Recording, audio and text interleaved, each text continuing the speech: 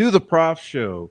Tonight, our show is called KOHBERGER, My First and Final Word.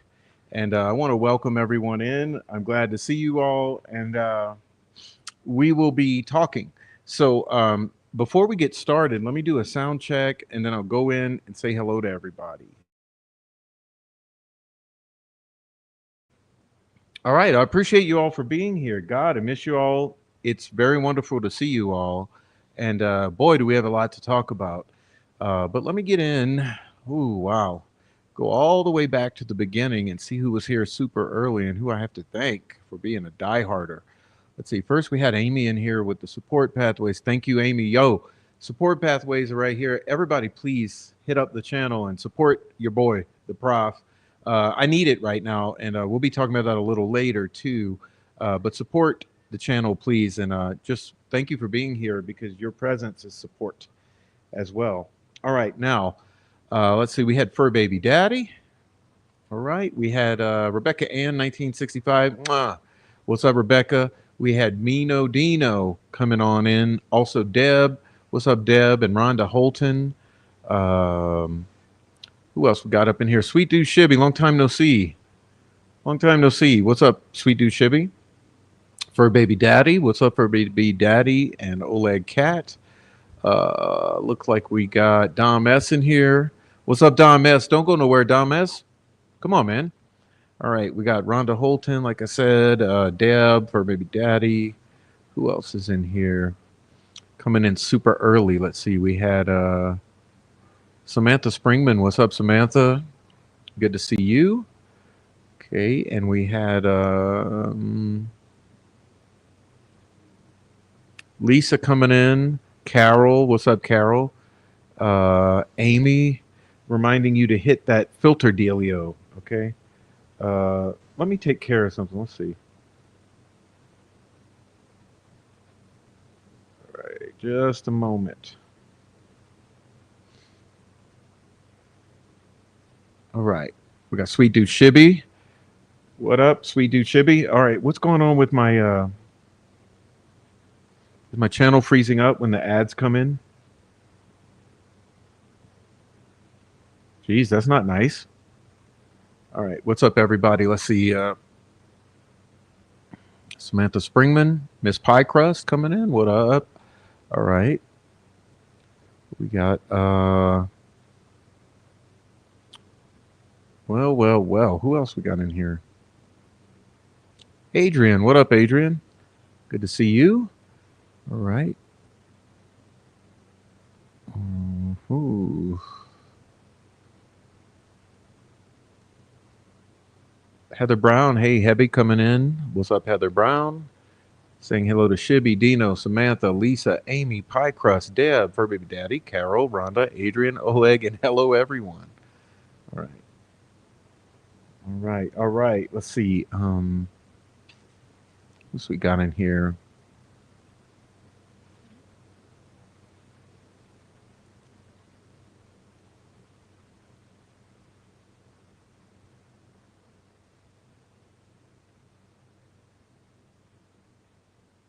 Brenda Mays. What up, Brenda? Okay. Also, Pie Crust. Again, hello to you. Okay. Nicole. What's up, Nicole? All right. Hey, Nicole. All right, we got Snoop Sleuth. What's up, Snoop? What's up? Okay. Look at that cute baby. 5 Green Acres. Hello to you. All right. And BGPO, hello to you. Okay. LB, hello to you. What's up, LB? Dieter, hey, long time no see. Where you been? We been, Dieter? All right, Dieter in here. All right. Heavy Metal Rehab. Heavy Metal Rehab, you can't be around tonight. I sent you an email. Go check it. All right. Deb, Mino, Sweet Dude Shibby, Snoop Sleuth. All right. What up, Snoop Sleuth? Heather Brown, Hebby, Samantha Springman, LB. Okay. All right. Boom, boom, boom. Who else is in here? Author Claremont. What's up, Claremont? Good to see you. Hey, Christina. What's up, Christina? Good to see you. All right. Lisa, Adrian. All right. Low card. Hello to you. What's up? What's up? Pert in it. What's up, Pertinent? Hiya, Prof, Deb, Heather, Shibby, Dino, 5 Green Acres, Lisa, Samantha, Amy, Snoop, Carol, Rhonda, Nicole, Adrian, LB, Dieter, Fur Baby Daddy, Oleg, Heavy Metal Rehab. Hey, Christina, and good to see you all. All right, what's up, y'all? Sweet dude Shibby has his wrench back. All right. Awesome, Shibby. All right. What's up, K Miri? All right. Kate U, what's up with you? Hello to you, Kate U. All right. Hey, Rhonda. All right. Christina, Dino, Heather, Pertinent. All right. Gretchen. Hey, what up, Gretchen? All right. Chat be moving fast. What up, y'all? What's up, Profi Poo? Says Miss Pie Crust with the offering of pies. Can you come bring them, please? I'd like at least 5. All right. What's up? 4 pit bulls across America. The gentleman causing me all this trouble, y'all. What's up, 4 pits? All right. Heather Brown says, if I missed anyone, I didn't mean to. Give me a break. My name is Heather Brown. All right. Hope everyone's doing well. We are still here. Hey, we are surviving. Okay. Just a minute, please.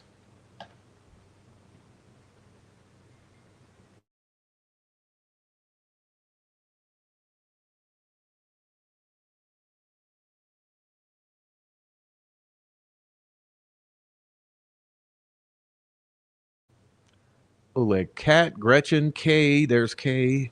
Oh, Dieter's been sick. Well, I hope you feel better, Dieter. All right. What's up, Snoop? K, K, K. All right. Barbara. What's up, Barbara?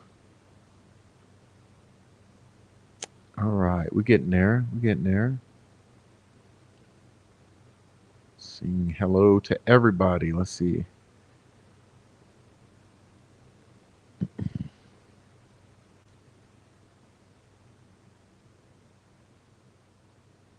All right. Christina, Pertinent, Snoop, her baby daddy, Elby, Claremont.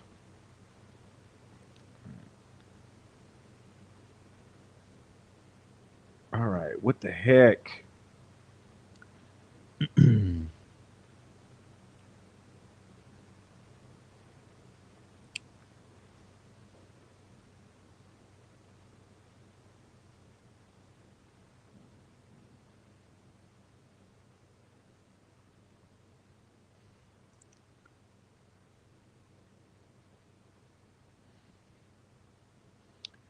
All right, what up, y'all? We getting in here.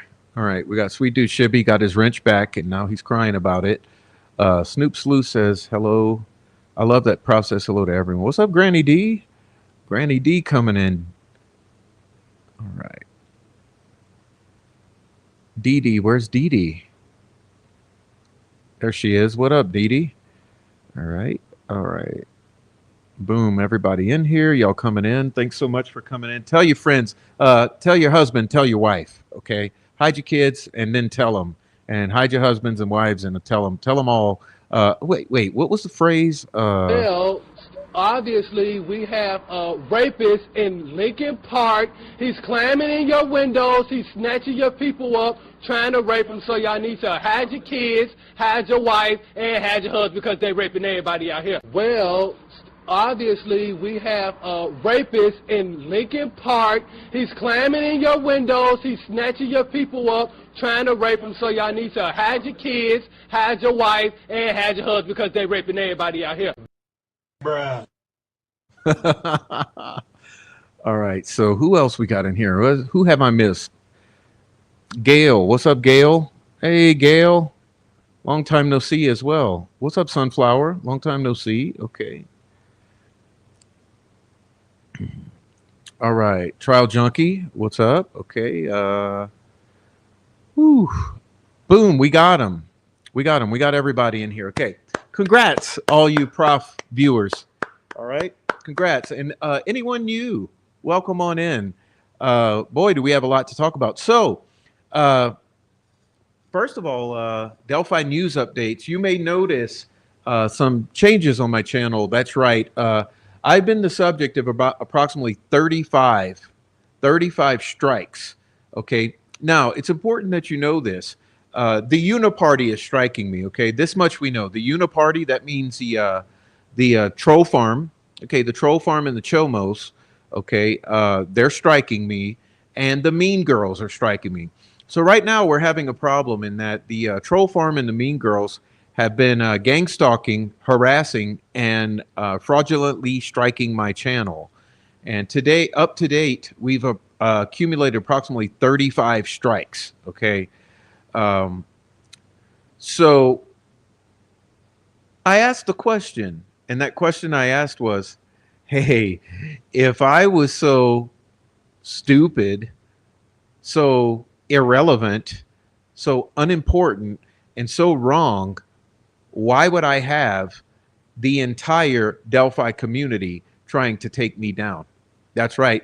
I mean, all the narrative controllers, all the mean girls, with their wretched far leftist propaganda, their activist attitudes, and all the racist Ku Klux Klan, skinhead, uh, domestic terrorist biker, child molesting, um, cigarette smoking, uh, periodic meth and heroin using troll farm members.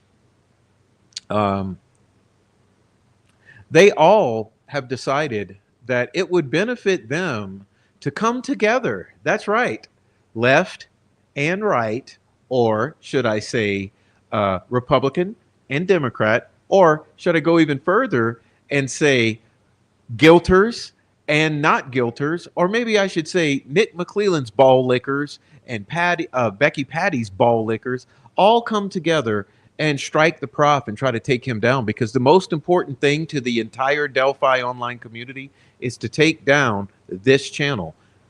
I ask you, when would that ever occur if what I was saying was so crazy, if we were nowhere near close to the truth, and if it was all make-believe? And to quote Andy Kopsa, if I was an irrelevant white man. By the way, Andy, I noticed you had Andy Baldwin on today, and I just happened to notice that he happens to be a white man. Since you often repeat that you don't want to hear anything from irrelevant white men, why are you using and manipulating Andy Baldwin into coming onto your platform when he is a man and white? Okay, now another thing, you guys may have noticed that Andy Kopsa and Michael Osbrook ventured into the territory of political speech recently on one of their lives, and both Andy Kopsa and Michael Osbrook declared that in the effort to free Rick Allen and to rally the troops around freeing Rick Allen, that although they understand that it's important to get as many people into the fold to free Rick Allen as possible, that they do not consider Trump voters as, fellow American citizens or welcome into this community. So just so you know, and this is a hypothetical that I like to send out to Andy Baldwin himself. Andy Baldwin, let me ask you this. If you want to free Rick Allen, why on earth would you ostracize more than half of the people out here who are potentially going to support freeing Rick Allen? Because let's be clear, more than 50% of the country voted for Trump. Yes, Donald J. Trump. Yes, your president. Yes, that's right. So here, we're going to make a change on this channel. Let me say this. I am a Trump supporter. I have been a Trump supporter, and I encourage all of you to be Trump supporters. You can see from the real good that he's doing out there that it was the right decision for the country. And let me say this, okay? Let me say this. If you're not a Trump supporter, it doesn't matter to me. You're welcome here. If you're in the live chat and you're not a Trump supporter, I welcome you. I'm not going to ostracize anyone. I understand that in order for us to beat these fuckers, we need to rally all the fucking troops possible. That means we need absolutely everyone who would be on board to be out here demanding transparency and truth and accountability from the state of Indiana, the Indiana State Police, the Carroll County Sheriffs, the Delphi Police Department, the prosecutor's office, and the defense fucking attorneys who dropped the ball in this case. So that's right, okay? So let me see this, or let me say this. If you are over here trying to destroy the truth for Delphi, as obviously Michael Osbrook, Andy Kopsa, and all of these fucktards are, I hope you never come back to the channel. You guys are actually not welcome. So it also came to my attention through several strikes on the channel and complaints on fucking Twitter that that yes, indeed, the mean girls are participating in this campaign to take my channel down.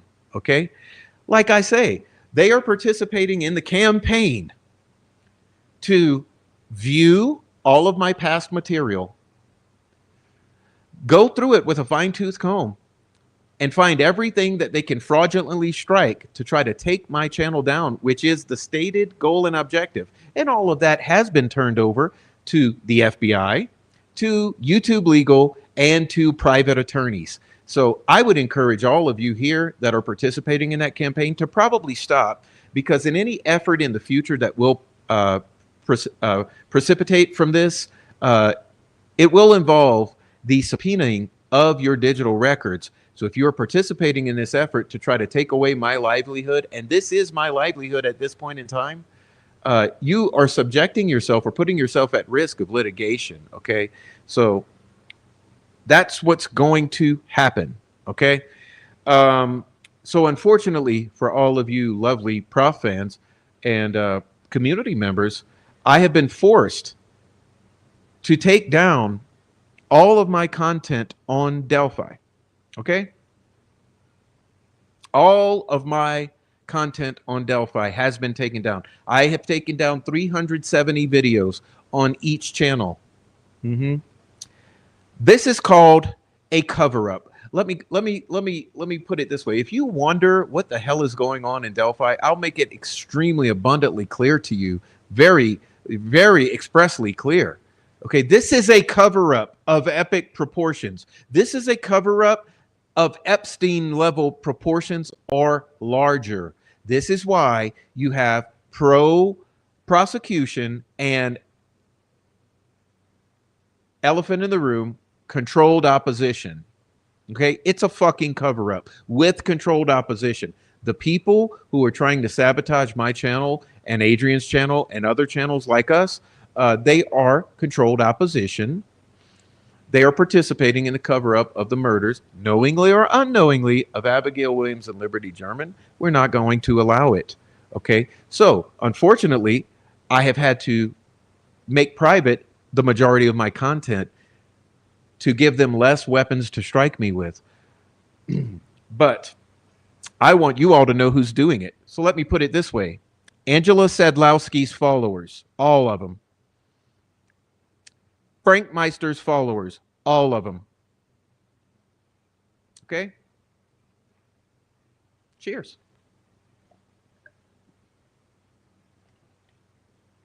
Now, I found it particularly interesting that the things that Frank Meister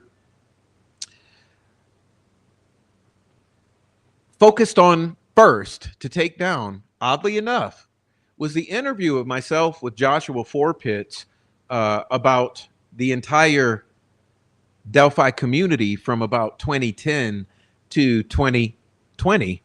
That entire time period where the murders are sitting smack dab in the middle of that time period. That interview, which I encourage all of you who haven't seen to go and take a listen to it. That was the first thing they struck. Okay. Then the second objective was that they struck all of the evidence of the death threats to Richard Allen and to Noe Amos and Richard Snee. That's right.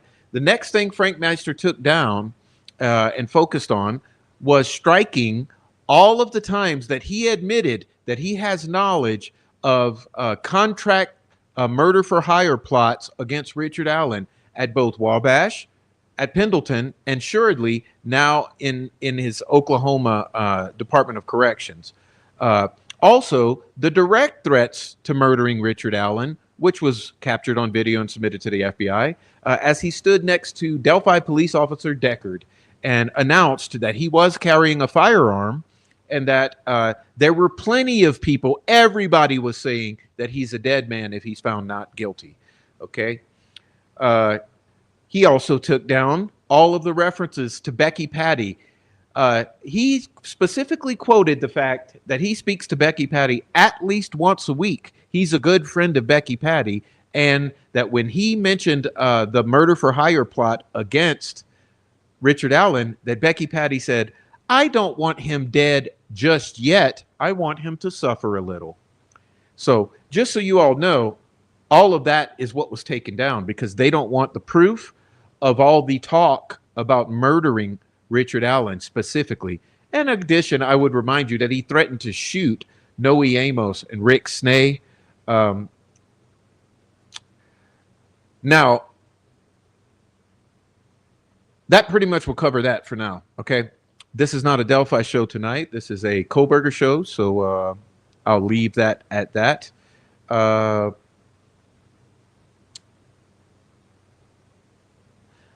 I have some announcements to make.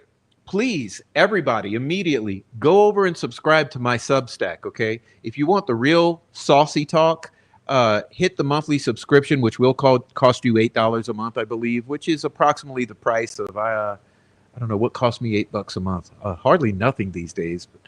But I'm sure I have some subscriptions approximately of that value that I subscribe to. I'm not aware of, but approximately $8 per month. You can subscribe to my Substack and get the spicy shit. But regardless, I do a lot of just completely free stuff. So if I don't know if not Adrian, I meant Amy, would add the Substack link in the chat, but go subscribe to the Substack so that you can be abreast of what I'm posting. And also, I have an announcement to make. Drum roll, please. I am reopening my Discord. Okay. I am reopening a Discord server, which is an invitation only server. Okay. So I will specifically send you guys personal invitations into a private Discord where we can have conversations and we can coordinate our efforts.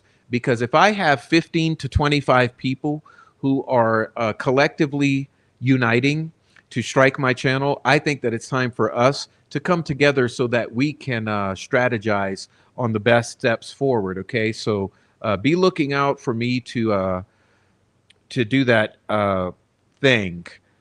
Which is that I will invite you to the new Discord server, which has already been created. It's just waiting for me to give you the link. But for the time being, go on in and subscribe to the Substack if you don't mind. Let's see, here it is. It's called readtheprof.substack.com. Okay. Now, let's see.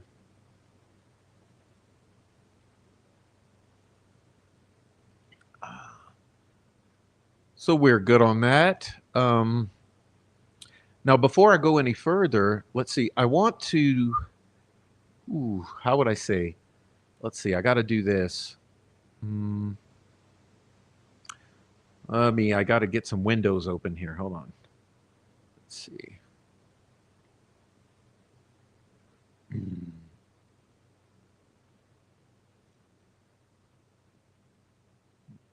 We're getting there.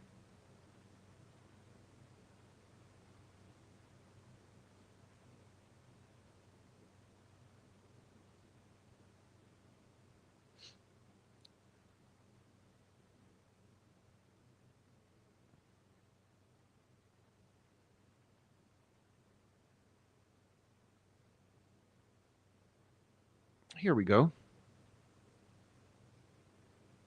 All right. Y'all still there with me? Apologize. Let's see. Oh, snap. That didn't work. We'll do another one. Okay. Let's see. Okay.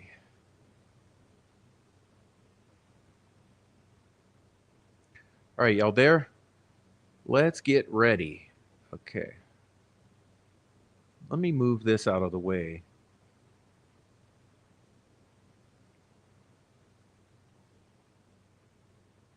Come on. I'm a little rusty here. It's been a few days. Okay. Been a few days here. Right. Is everyone seeing that?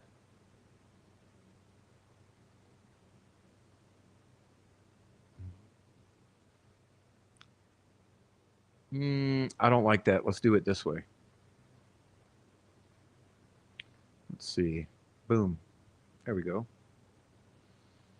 All right. So this is in Light in the Dark, Adrian's channel. Okay. Let's do this. I'd like to read a couple posts for you. And actually, now that I think about it, I want to start with this one first. Okay. She says, Dear FBI, with your new hires, please investigate any LLCs and nonprofits established in the names of deceased children out of Carroll County. Yeah, specifically, how about you look into the Flora 4 Foundation and the Abby and Libby Park, okay? There may be locals on unofficial payrolls. And by locals, I mean Lafayette, Logansport, Peru, the surrounding counties, nearby Illinois, and even Ohio, Michigan, and Kentucky, and shit, maybe even Texas. Okay.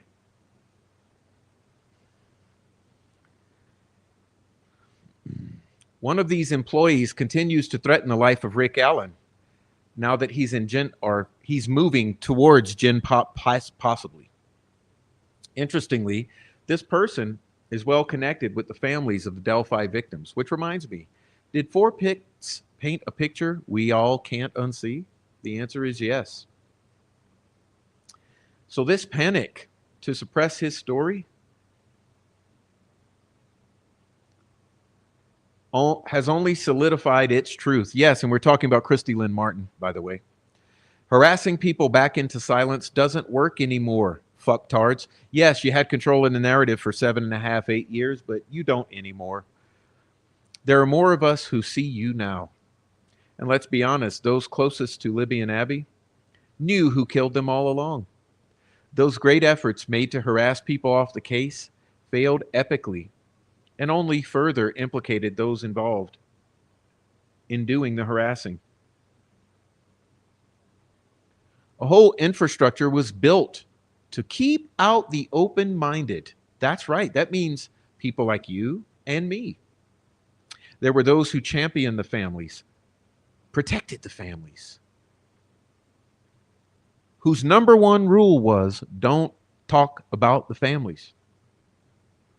They championed the families, the state, and the final installment, drum roll please, the defense. That's right, the controlled opposition. Everyone had and has had their parts to play. They were paid in clout or access to bigger names, access to the attorneys, access to the family. But none of these people were ever on the case to solve it or for Abby and Libby. The point was to leave it unsolved and unsolvable, to bury it so deep it would never be found. Hence, the strong desire for discovery. And why?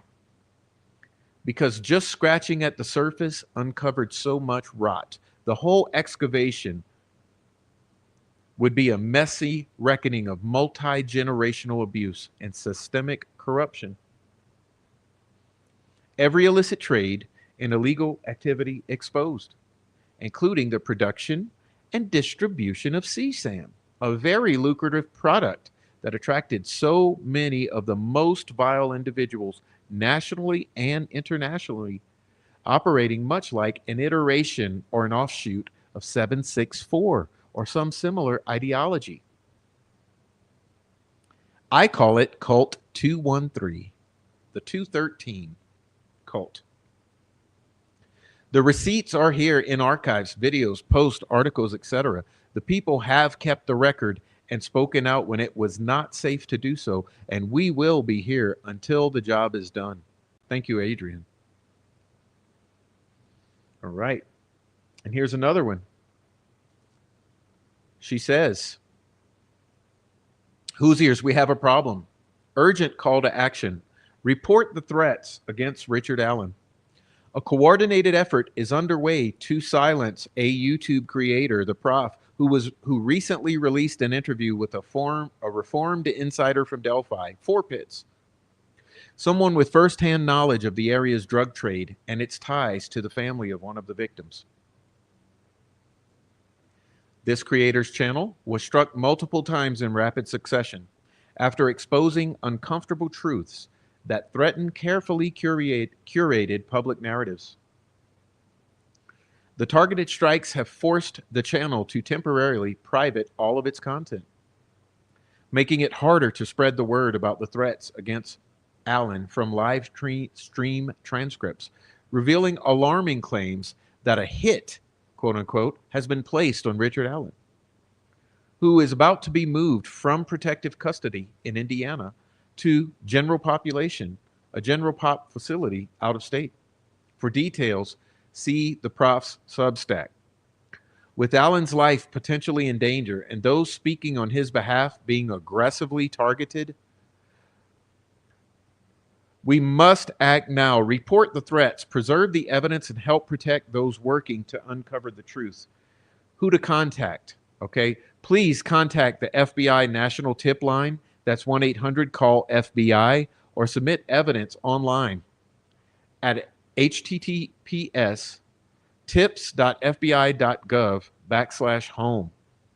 This is the primary federal resource for reporting threats, harassment, or intimidation.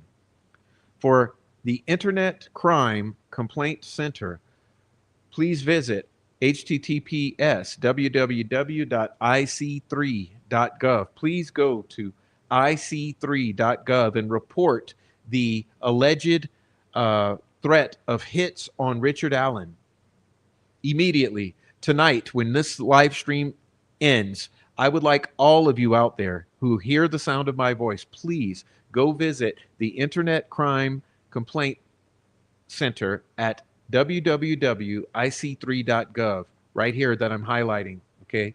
Please go visit this ic3.gov and report the harassment and the threats against the life of Richard Allen. Richard Allen is in a very precarious position right now, okay? He's in a very precarious position. We don't know where he's going to be placed. He's currently in intake, okay? We know that there are active threats against his life, okay? Multiple active threats against his life. Allegations of murder for hire plots against his life, okay? Threats of a hit on Richard Allen, a murder for hire plot, a contract killing. Okay, this has been announced by representatives of the Patty family, friends and family. Please hit the ic3.gov website and report the death threats to Richard Allen tonight. You may also contact the FBI Indianapolis field office, okay? Please call the FBI Indianapolis. This goes especially for all Indiana residents. Call the Indianapolis field office and report the death threats to Richard Allen, okay? There's also the Indiana Office of the Attorney General, okay, which is here. They will handle harassment, obstruction, and intimidation, okay? Although I do not have much faith in Todd Rokita based upon the fact that he received a 1.7-pound package and did nothing with it, still, submit for due diligence. If you do your due diligence, submit to the Indiana Office of the Attorney General for harassment, obstruction, intimidation. We have clear evidence of the harassment, obstruction, intimidation.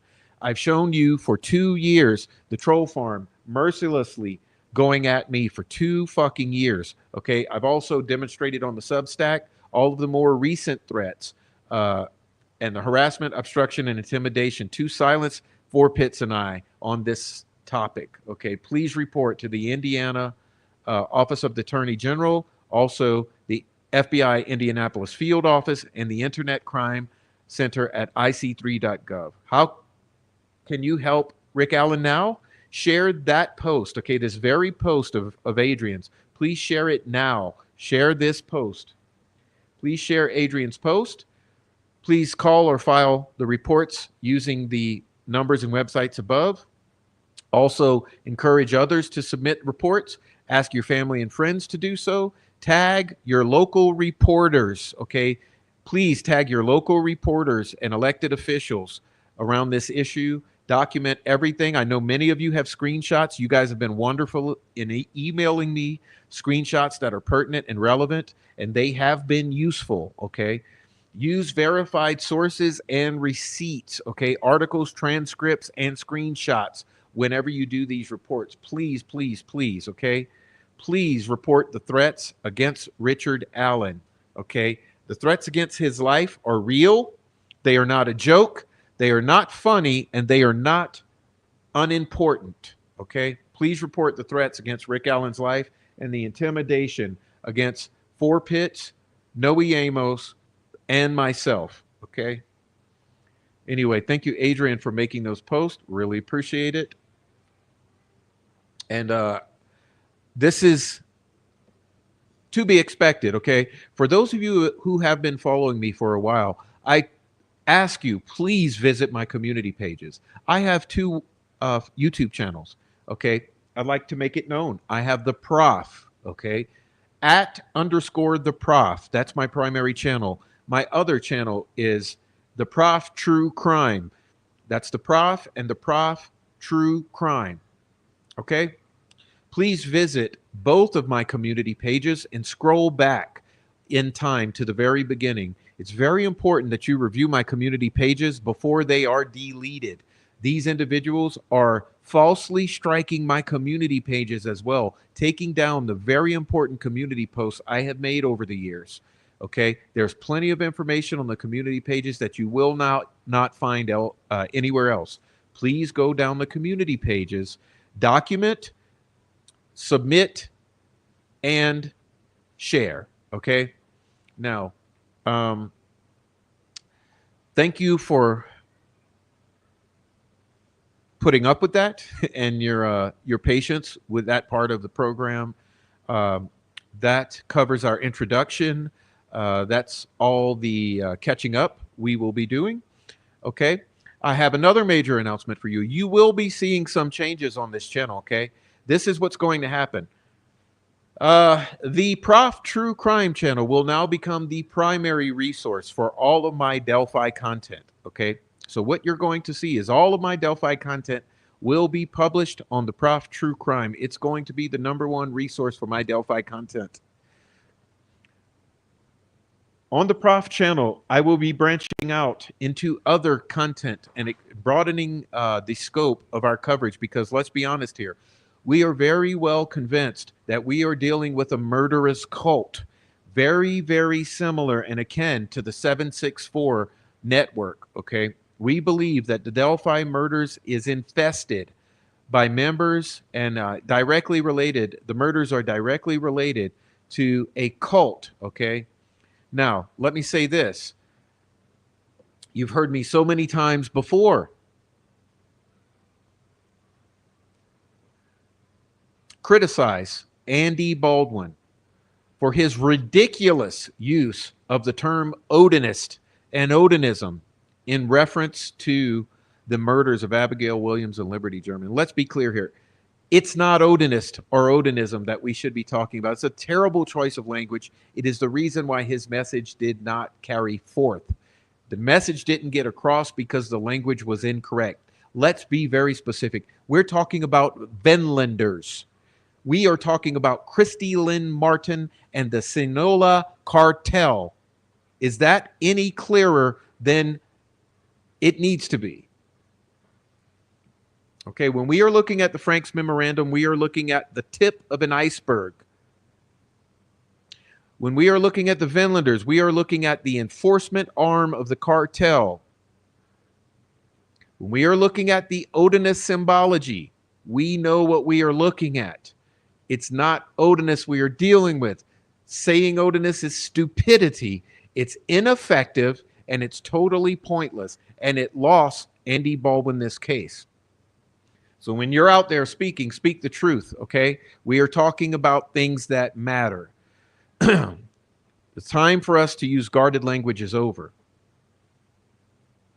Now, similarly, in talking about the cover-up of the Delphi murders, we specifically need to be talking about a murderous online death cult. Have you heard of Santa Muerte? Have you heard of 764? Have you heard of 09A? Have you heard of 213? Okay? No more fairy tales, folks. No more fairy tales. Okay, it's time that we speak the truth. And let's be clear here. The people have steered you all in the wrong direction. Why? Because distraction is an effective technique to obscure, bury, and obfuscate the truth around what we should specifically be looking at.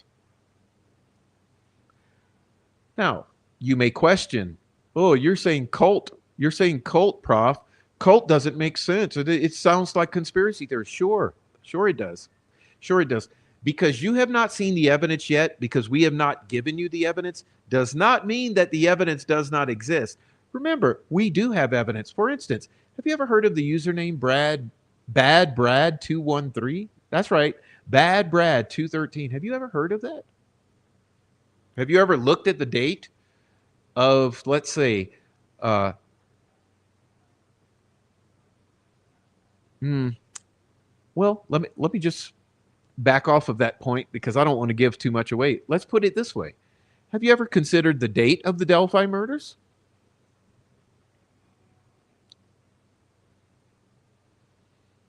Well, I guess since we're talking about these sorts of things and we're talking about 13s and we're talking about 213, let's talk about 1113, which is also 213 because 11 is 2, right? 1 plus 1 equals 2. Uh, the murders in Idaho. That's right. The Brian Kohlberger murders. 1113, 213. That's right. November 13th.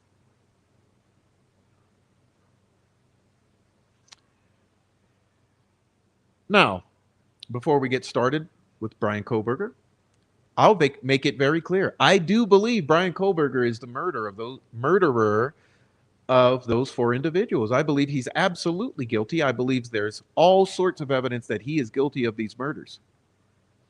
Now, my question is, why is he hyperfixated on 213? As all of these individuals seem to be. So tonight, we will be delving in to the momentous news of today. And what is the momentous news of today? Well, unlike Richard Allen, Brian Kohlberger pled guilty because he was indeed guilty. Um, I do not believe for a moment that Richard Allen was ever going to plead guilty. And furthermore, even if Richard Allen was involved in these murders, have you all referenced the plea offer that McClellan gave to Richard Allen? Do you guys know what that plea offer was? Let's see if I'll give you 2 seconds to see if anyone will put it in the chat. What was the plea offer from Nicholas McClellan for Richard Allen? I mean, it was absolutely laughable. It was absolutely laughable.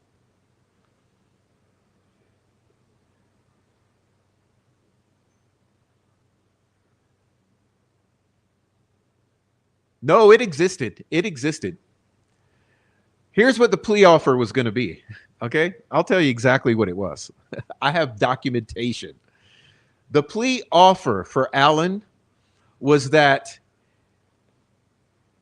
there were 4 charges, right? There was a kidnapping, or felony murder, and then there was murder, kidnapping, murder, or felony murder, murder. Okay. Well, what he was going to do was take 2 of those off. So, so the generous offer to Richard Allen was, hey, I'll take 2 of those charges off. Yeah, buddy. Listen, that was not an offer. Okay, that's not anywhere near a plea deal. Okay, so that was never going to happen.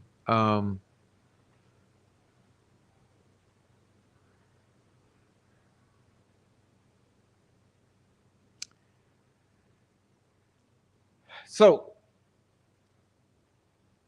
um, Here's the bottom line. I think that Richard Allen knew that they didn't have any evidence against him, and he had probably the faith that a jury would see that and recognize it. I think what he didn't realize is that Indiana is full of fucking morons, literally, and that the jury was full of morons and probably had a few plants that were compromised that were wedged in there. So Richard Allen had the naivete to think that this jury might be a legitimate jury. No legitimate jury and no intelligence. Okay, it seems like it was the fix was in from the very beginning. Let's be honest here, and trust me, we'll be talking as part of that about the Mean Girls and Matthew Hoffman, all the Fig Solves and all the YouTubers and Nick McClellan and Jody Williams and the whole fucking 9 yards. Trust me, we're going to thoroughly go back through all of that. I'm sure all of you remember most of that. But I think Richard Allen knew there was no evidence against him. He had faith that the jury might actually realize that the burden of reasonable doubt, was not met or surpassed. And I think the entire thing failed him. Okay. Now, Kohlberger, I think he absolutely knew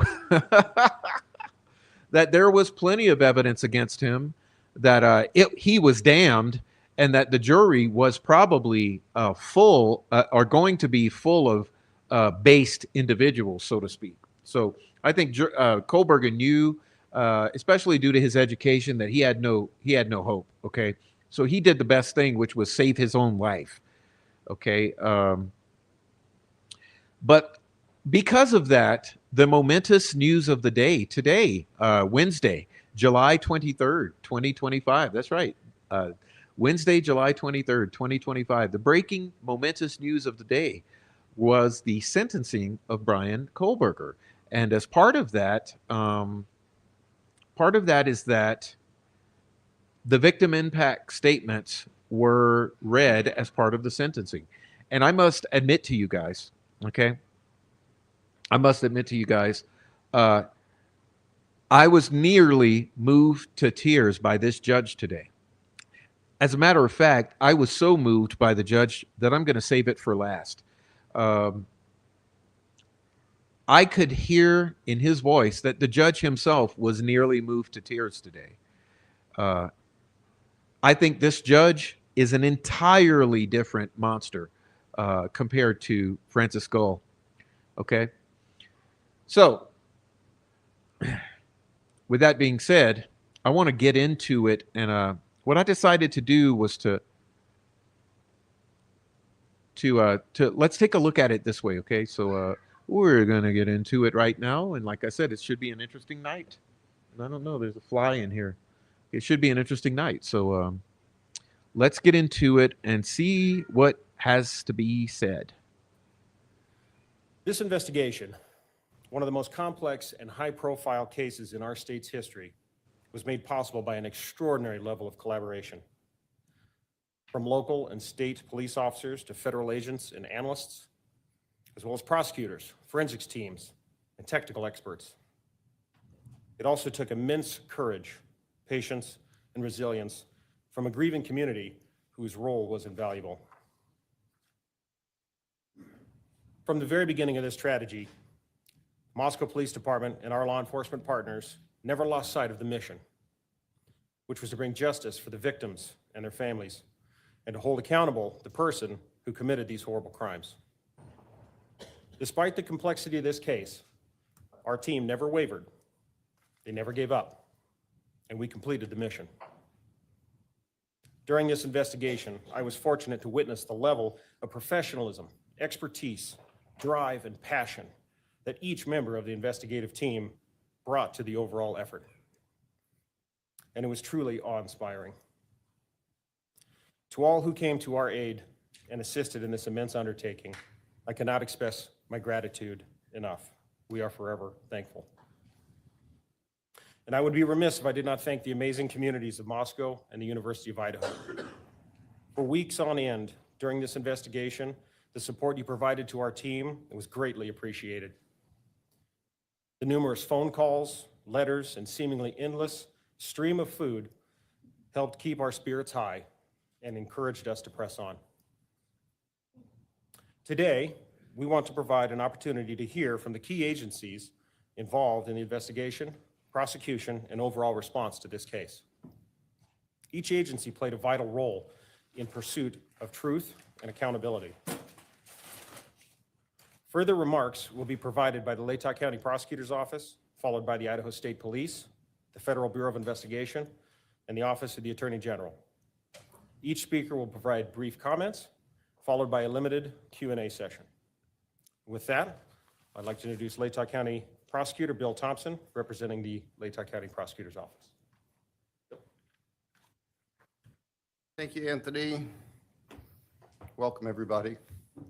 It's been a long time since we've been able to stand in the same room together, and you have to listen to me talk. I'm sorry.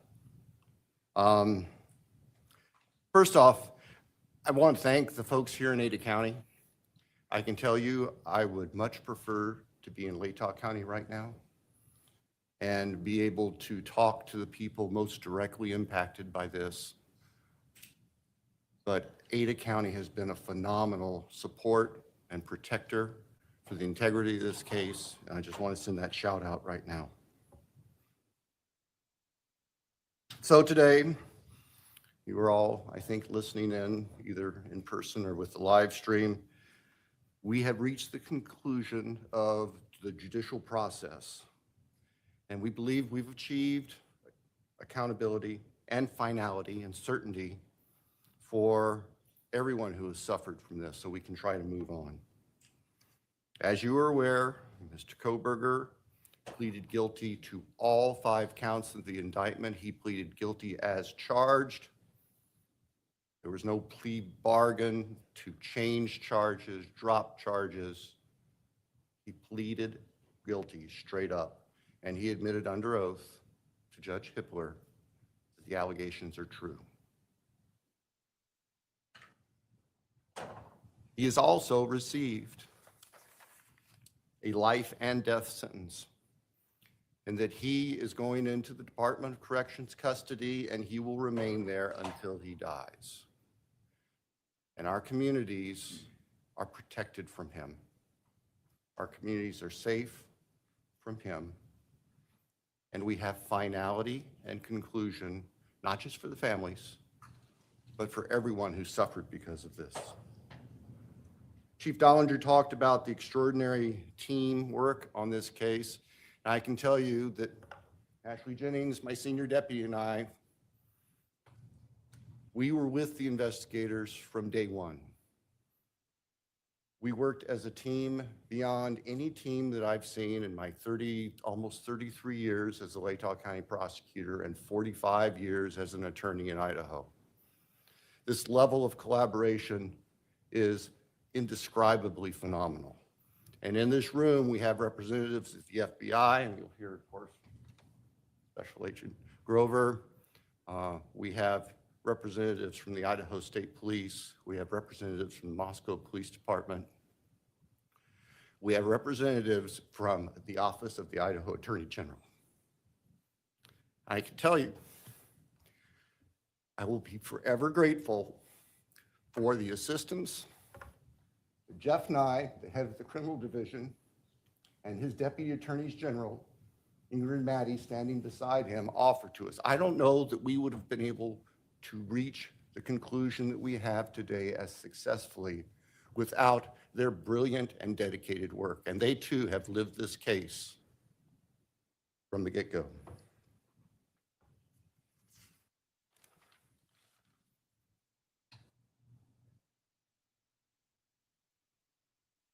Our hearts and prayers go out to the families, not just the immediate biological or legal families, but the university family, the 1122 King Street family. You all saw the group picture, and you've seen that group picture so many times over the past 2.5 years. And now you have real faces to go with those young, vibrant people who, 4 of whom were killed 12 hours, half day after that picture was taken. We respect the families. We realize that we had tough decisions to make, and we made them. but we did not make them in a vacuum. As I said in court today, we reached out to the families. We asked their thoughts. We listened to what they had to say. We accept and recognize that not everybody agrees with the decision we made, but this isn't a popularity contest. And we made what we thought was the most appropriate decision under the law and on the facts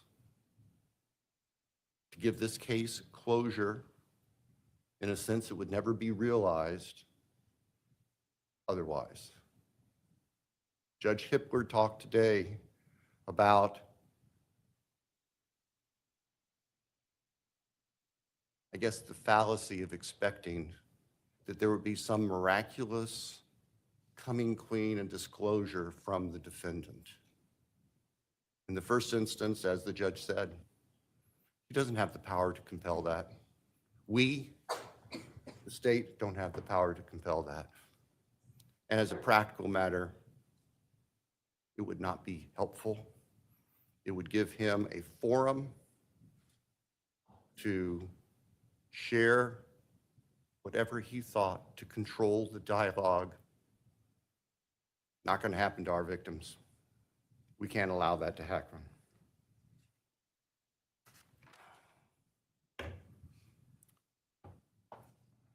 So, I'll say this with caution. I look forward to your questions. I will be perfectly honest with you. I will answer them as best I can. If I can't tell you the answer to something, I'll tell you that. And I ask for your assistance and your respect as we walk through that, because there are still people who are suffering, and I'm not going to victimize families. I'm not going to victimize the deceased again. And I'll just tell you that if we get those sorts of questions. But we'll get to that in a little bit. Right now, what I would like to do is hand the podium over to Colonel Bill Gardner from the Idaho State Police so he can share his agency's perspective on this. Thank you. Thanks, Bill. Good afternoon, everyone. I'm Colonel Bill Gardner, Director of the Idaho State Police. To the families, your courage and strength throughout this painful process, it indeed kept us moving forward. Your strength, and particularly your love for one another, was inspiring, and it motivated all of us. You've carried a burden no one should ever have to bear. This investigation demanded the very best from everyone involved. Crime scene teams, forensic scientists, intelligence analysts, and investigators answered the call with professionalism, precision, and resolve. They did not do it for recognition. They did it because 4 innocent lives were taken, and the victims and their families deserve nothing less. It is clear this case required a team approach. Not only did the Moscow Police Department, the Latah County Sheriff's Office, the Idaho State Police, and the FBI come together quickly, but others provided significant assistance behind the scenes. I'd like to highlight a few of those. I personally want to thank Colonel Paris of the Pennsylvania State Police. Once this case moved across the country, the Pennsylvania State Police went out of their way to provide resources and support while our people were on the ground there. Also, it's important to note that from the moment this case began, Governor Little was fully supportive of the investigative process. He provided funding and support to make sure the job was done right. And finally, as was already mentioned, the Idaho Attorney General's office provided significant input and help during the preliminary motions. We relied heavily upon their expertise as we moved throughout this whole process. As law enforcement officers, we often say that this is more than a job, it's a calling. This case reminds us why we answer that call, why we stand for victims, why we fight. In this case, why we fight pure evil, and why we keep going, even when the road is long and answers are hard to find. In this horrific case, I am proud of the work that was done and the people who carried it out. They exemplify the very best of our profession and helped bring closure to 4 families. I'll now turn the podium over to Salt Lake City FBI Field Office Supervisory Senior Resident Agent, Brett Grover. I got to admit, though, I cannot stand all of this pageantry here. This is a little bit unnecessary, and it could be way more succinct, but please bear with me. We're getting through all of this. Tonight will be a fun night. Yeah, let's continue. Good afternoon. My name is Brett Grover. I'm the supervisory senior resident agent in our Coeur d'Alene office of the FBI, which is part of our FBI Salt Lake City division. On behalf of the FBI, we offer our deepest condolences to the families of Madison Mogan, Kaylee Gonzalez, Xander Canoodle, and Ethan Chapin. The culmination of this case was a long time coming, and we hope the victims' families and friends have some sense of peace in knowing that Brian KOHBERGER is being held responsible and accountable for his heinous actions. The FBI is proud to have supported the Moscow Police Department in the state of Idaho with the investigation and prosecution of this case. Countless hours have gone into this investigation. The FBI dedicated significant resources to include digital and forensic analysis, intelligence support from our folks at FBI headquarters and field offices around the country, and victim services which continue to this day. Today's sentencing also demonstrates how the responsible use of investigative genetic genealogy, or IgG, can transform a crime scene into accountability and closure. The IgG process involves the use of DNA analysis combined with traditional genealogy research to generate investigative leads for unsolved violent crimes. In late 2022, IgG provided a crucial investigative direction for investigators working this case. But I want to be clear, IgG was just one tool that led us here today. It's a powerful complement to the core investigative work done by both the FBI and our partner agencies. The bottom line is that successful cases like this are about strong partnerships and a shared goal, the goal of keeping our communities safe and providing a measure of justice for the families of our victims. Thank you.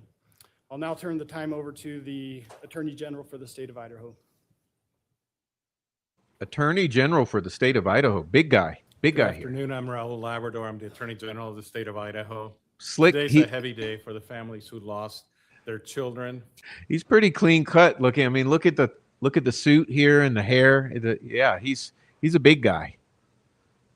For the community of Moscow and for the entire state of Idaho. With the sentencing today, a painful chapter closes in one of the darkest and most heartbreaking moments in our state's history. We're here because 4 young lives were stolen from us far too soon.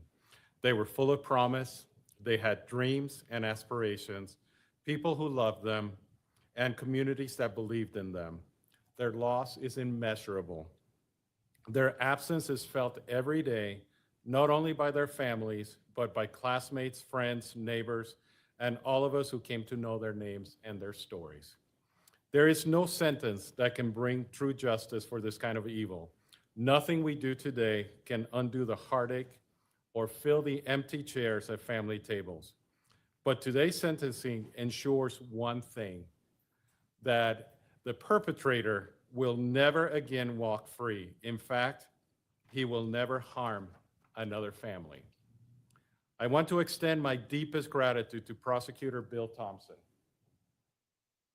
whose steady leadership has guided this case from the beginning, to the people of Layton County for their trust and commitment to justice, and to the state of Idaho, and to the state, also to the local and federal law enforcement communities who have been focused on bringing justice for the victims. I also want to recognize Jeff Nye, who's the chief of my office's criminal law division, and the team of attorneys in my office who work side by side with local prosecutors. Their contributions were quiet, but vital. They helped protect the grand jury's work. They pushed back against legal challenges and successfully defended the use of advanced forensic tools that helped identify KOHBERGER. These were groundbreaking legal efforts done with resolve, with care, and in the name of public safety. Their outstanding legal work spared the families and the public from a drawn-out, painful trial that would have reopened wounds and prolonged the family's agony. When I became the Attorney General 2.5 years ago, I interviewed Jeff Nye. He was not the chief of the criminal division at the time. And I asked him if there was anything he would change in the office of Attorney General. If you get to know Jeff, he had a long list. It was a very long list of things that he would change in the criminal division. But the first thing he talked about was the fact that our office was not helping local prosecutors with their with their prosecution. It was a take it or leave it kind of approach, that we either took the case and handled all the matter, or we did nothing at all. And he said that there were important cases where we could actually assist in the Office of Attorney General. It's one of the reasons I hired him to be my chief of the criminal division, and I think today culminates the wise decision that he had to make those changes and the important change that we made in the office. This moment didn't come easily. It was the result of tireless effort, careful preparation, and unwavering pursuit of the truth. Behind the scenes, our legal teams worked diligently to defend dozens of legal challenges. Their efforts not only helped ensure a just outcome, they also spared the families and the community from the painful trial and endless appeals that would have reopened deep wounds. To the families of Madison, Kaylee, Xana, and Ethan, no words from any of us, no legal ruling, and no sentence from a judge can heal what you've endured. But I want you to know this. My sincere wish is that you have not carried this burden alone. Idaho grieves with you, Idaho stands with you, and your children's names will not be forgotten. We honor them, not only with our words today, but with our commitment to protecting others in their memory. I will never stop fighting for the people of Idaho, and I thank every single member of this community who has just reached out to the families and supported them. And may God bless the souls of the victims and the families who have suffered. Thank you. Now we will transition into our question and answer phase. Joining me at the podium will be Bill Thompson from the prosecutor's office and the two lead investigators, Brett Payne and Darren Gilbertson. Just a couple of things before we begin. We recognize that everyone has a lot of questions. We're going to try to do our best to get to as many as we possibly can. Also, keep in mind that there are still some things that we are unable to talk about because of either privacy interests for the victims and their families, and or they are under seal currently in the court. So if those items do come up, then that will certainly be the answer that you will receive. And to keep this sort of orderly, I will try to be the one to point out who's got their hands up. Right there. Chief Dollinger, Yes. Amanda Rowley with Creme 2 in Spokane. What more can you tell us about the release documents that the police department is working on putting online, and what can we expect from that? Certainly. As we put out in that press release, I hope everybody can understand the immense amount of information that's in this investigation is going to take a lot of time to prepare. It has to be gone through legally to be redacted or figured out whether or not it can actually be released. So I did get word today. It sounds like our website will be going live hopefully this afternoon. There should be another press release coming out in the next few hours to show that website so that people can start accessing that. Initially, what is going to be on there, and certainly this is just for the Moscow Police Department because we're only the holders of our records, but it will be all of our police reports from this investigation. So just the documents there. They'll be redacted, ready to go, again, free of charge for the public. And we completed the Document dump. Uh-oh, did I just fuck? Oh my gosh. I just lost my spot. But he's basically saying document dump is coming. Okay, let's see. Oh, I goofed around and lost my spot. Apologize, viewers. We took a deep dive into it. We researched it. Okay. be the one to point out who's got their hand. Question and answer. Exist in the Office of others in their memory. Keep in mind that there are still some things that we are unable to talk about because of either privacy interests for the victims and their families, and or they are under seal currently in the court. So if those items do come up, then that will certainly be the answer that you will receive. Yeah, exactly. This is the exact opposite of what we got from Delphi, because Delphi obviously zero transparency. Zero. We still don't have the video exhibits that would tell us whether or not the Mean Girls leaked Discovery. And to keep this sort of orderly, I will try to be the one to point out who's got their hands up. Right there. Chief Dollinger, Yes. Amanda Rowley with CREM 2 in Spokane. What more can you tell us about the release documents that the police department is working on putting online, and what can we expect from that? Certainly. As we put out in that press release, I hope everybody can understand the immense amount of information that's in. It doesn't this mean the investigation. guy's It's not going to take a lot guilty, though. It doesn't mean he's not guilty. of time to prepare. And plus, he fucking pled guilty. Give the guy a break. He pled guilty. Okay, that was his decision. It has to be gone through legally to be redacted or figured out whether or not it can actually be released. So I did get word today. It sounds like our website will be going live hopefully this afternoon. There should be another press release coming out in the next few hours to show that website so that people can start accessing that. Initially, what is going to be on there, and certainly this is just for the Moscow Police Department because we're only the holders of our records, but it will be all of our police reports from this investigation. So just the document.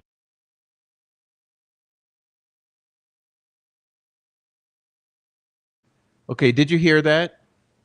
Did you hear that? All of our police reports from this investigation, from the police department. Can we get that in Delphi? Why is there a different level of justice here and transparency? All the police reports from the investigation? Delphi, hello. It's there. They'll be redacted, ready to go, again, free of charge for the public. We want to be as transparent as we possibly can, so we wanted to get those out to everyone. Although I guess I should clarify, yeah, but obviously there's no hope of appeal for the most part with KOHBERGER, so it's a whole different deal where Richard Allen still needs things preserved, related to discovery and investigation for a potential I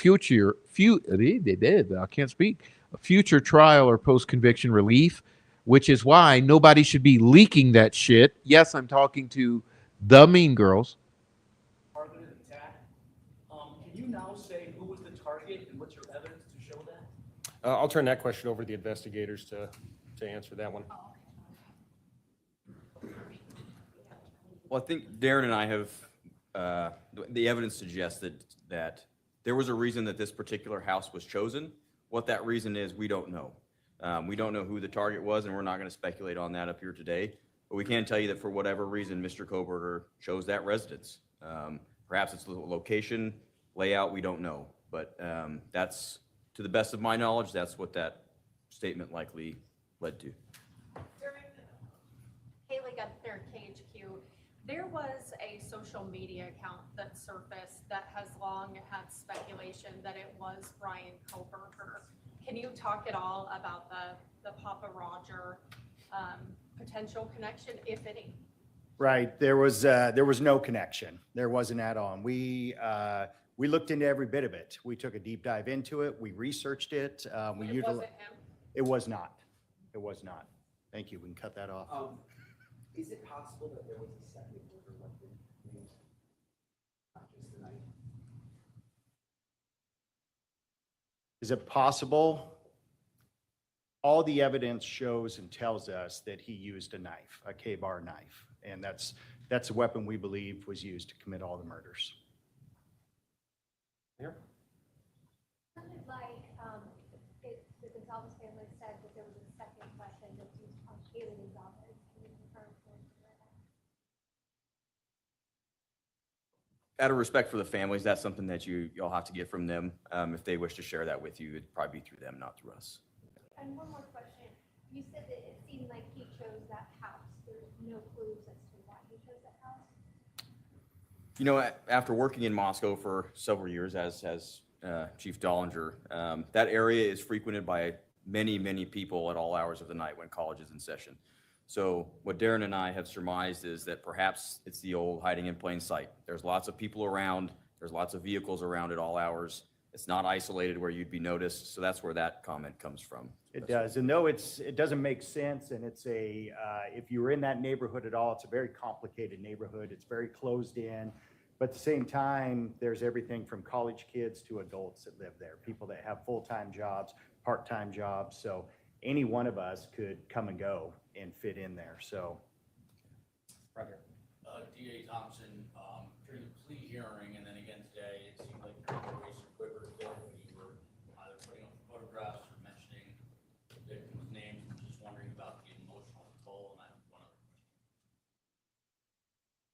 Yeah, you're right. My voice was quivering.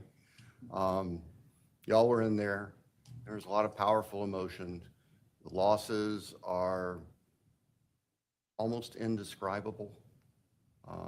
And maybe my filters aren't as good as they might have been 45 years ago when I started in this business. But I think you also saw that even Judge Hippler was affected and impacted by this. There is no easy way to remain stiff-lipped and dry-eyed through this kind of tragedy. There just simply isn't. I'm sure you're not aware of this yet, but there was a photograph where they zoomed in on a picture that Brian KOHBERGER had on the defense counsel table. It was an image of a black heart. I don't know if you've heard this or if you've seen the image. Hearing this, your thoughts? First I've heard of it. There is something I need to say though real quick. This is the product of, I'm sure I'm getting old in my failed memory, but there's one other person I need to recognize, and this is very important to us because this was a key person that was going to take us through trial, and that's Josh Hurwitz, the former United States Attorney for the District of Idaho who left office and voluntarily joined our office as a special deputy to help us. My apologies for the oversight as I wasn't reading my notes correctly, but thank you for that little interlude. Chief? I guess my question is for Mr. Thompson, since you're still up there, intimately be with law and crime.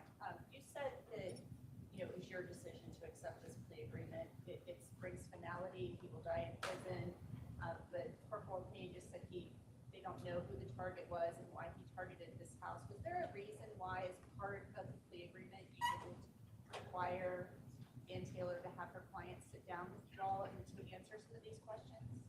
I think that Judge Hippler addressed that today very, very well. Of course, Judge Hippler addresses everything very well, we found. The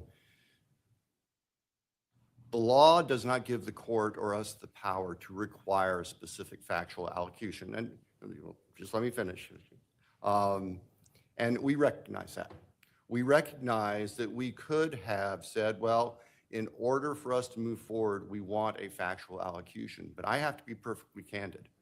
I don't believe that there's anything that would come out of his mouth that would be the truth.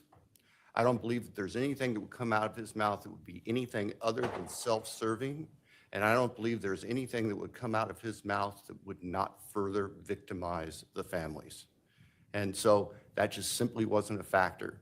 We made our decision based on our assessment of law and the facts. We made our decision based on being able to obtain accountability and certainty, not just for the victims' families, but for the communities, for the state. And that's where our obligations go. In the end, and the old Harry Truman thing, the buck stops on my desk. Well, that's what I got when I was elected prosecutor 33 years ago. I never dreamed it would involve something like this, but we don't shirk our responsibilities just because it got big and nasty. Thank you. Corporal Payne and Lieutenant Robertson, first of all, I want to say to you, Corporal Payne, that the Chapin family told me that you called them every night during that nearly 7-minute manhunt, even though you didn't have to. And I just think that goes to show the person who. That being said, I'm curious as to where you think or believe the murder weapon is, where you think or believe disclosed KOHBERGER was burned that night are, and how do you think he avoided forensics? Well, I can just tell you, and forgive us if we go back and forth, it's just kind of how we roll. But there is no evidence that we found that would lead us to any specific, even general location as to where the murder weapon or the clothes have been. And we searched. I mean, the FBI, again, to their credit, we had folks doing soil samples and so all sorts of things to try to come up with somewhere to start searching for these things, and we just never found it. As far as the forensics piece, I'll let Darren speak to Yeah, that. and on the weapon, it wasn't a lack of trying. Everywhere that we had evidence of where he went, based upon phone records, based upon the evidence that we had gathered, we searched that. We went there. We did searches on the ground, in the water. We did searches. We sent soil samples to try to figure out maybe where a shovel had been used. So we searched everywhere that we possibly could, but the reality is we're looking for a singular small it's not that small, but K-bar knife, and that's it. So it's endless of where it could have been, and we just were not able to find it. So. What about the clothes and his ability to go to avoid forensics at the scene, in a murder scene where we now know K.B. Gonzalez was stabbed 30, 40? Hey, I got to give it to Monday. Hey, Monday. This is beautiful. Guys, listen. Notice the stark contrast between this press conference and the real fucking retarded Nicholas McClellan, Doug Carter post-sentencing press conference. Notice they're not blaming YouTubers. I'm telling you, you cannot make this shit. Listen, if all of you guys who are look, you're going to hate me now. If you hate me, I'm sorry, chat members. Come back next week. Okay, I don't care. I'll say it. I'm going to tell you my feeling. My feeling is this. It's a whole different ball game between this case and Delphi, right? In Delphi, they're fucking blaming YouTubers and they're butthurt and telling you to leave the country. You don't like it. There's a stark contrast between this and Delphi. So we have to be able to roll with the punches and go and move forward. But yeah, notice this ain't McClellan and Doug Carter whining and crying about how mean everything is, and they would both crawl over hot shards of glass for Jerry Doughboy Holman. Okay. And both got what they wanted, right?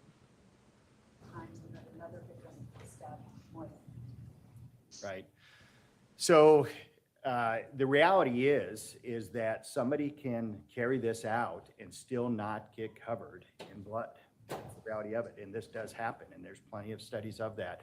And we've had some of the world's experts that we've asked those same questions because we've struggled with that. Why do we not find more here and there? And the reality was, if somebody has the training, if somebody has thought about it. Is everybody wears getting the right hungry? type of clothing. I am that- too. that's I'm wanting to what order a out pizza there. That's now. what we were Stop talking. left with. Chief of SARS with CNN, Mr. Thompson, did you do psychological testing on Brian Kohberger? Did that weigh into your decision to have a plea deal?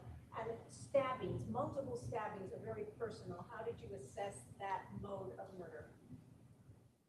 I can tell you that psychological testing was done of Mr. Kohberger. The results of that do not rise to a defense to his conduct under Idaho law. The results of the various testing, most of it done by the defense or on behalf of the defense, is also sealed by court order. So I can't speak to any specifics, but I can tell you, yes, psychological testing was done. I can also tell you that no, psychological testing or any potential psychological condition of Mr. Kohberger, that did not play a role in our decision. Bill, does it have any bearing on where he will be placed or housed? Where Mr. Kohberger, where the defendant is going to be housed is going to be up to the Idaho Department of Correction. And that could very well change over time. And the reality is we will know about it after it happens. Over here. Did you monitor Mr. Kohberger's communications while he was incarcerated? And did he say anything that was helpful or gave you any insight as to why he did this? Yeah, we did monitor it, both while he was housed in Latah Finally, we're not to blame. It's not the prof's fault this time. County, and then once he was moved down to Ada County, we have hundreds, thousands of hours of monitoring that was done, but there was nothing of evidentiary value that was gained from any of it.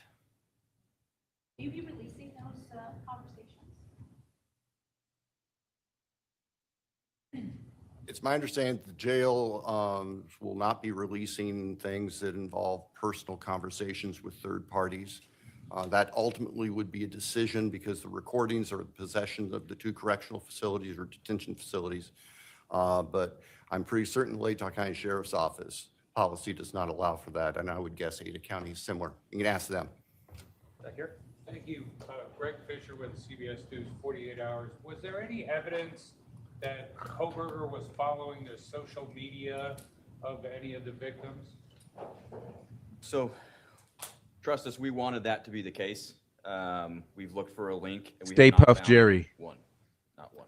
Yeah, through the entire investigation, I think that's something that we need, that you want, is to help to understand this and say, well, what's the connection? What was the link?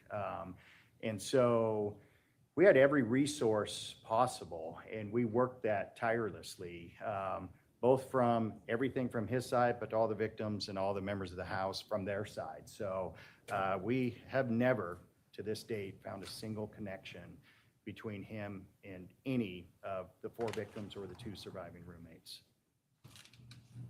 Michael Ruiz from Fox News Digital. My question is for the investigators. You guys are going through this case. You've got a lot of evidence about his background, his education, his training. You know, you said earlier you couldn't identify a reason the house was targeted. Do you have a motive for this? We don't.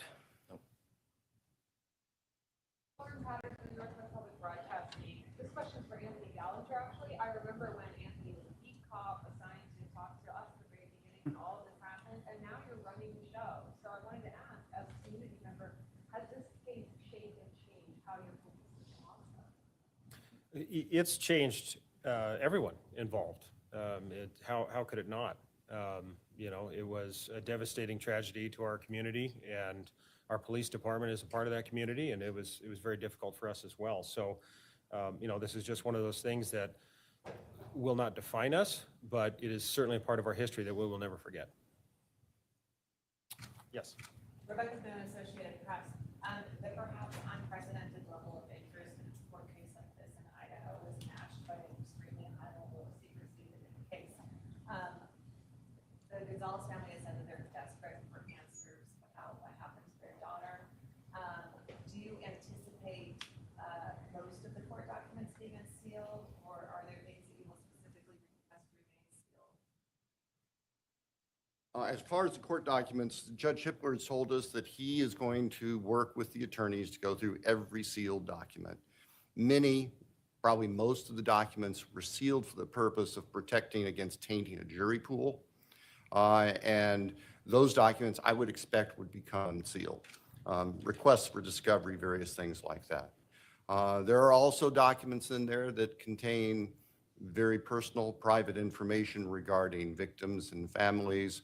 I expect those likely will not be released under Idaho's protections against what the law calls unwarranted invasions of personal privacy.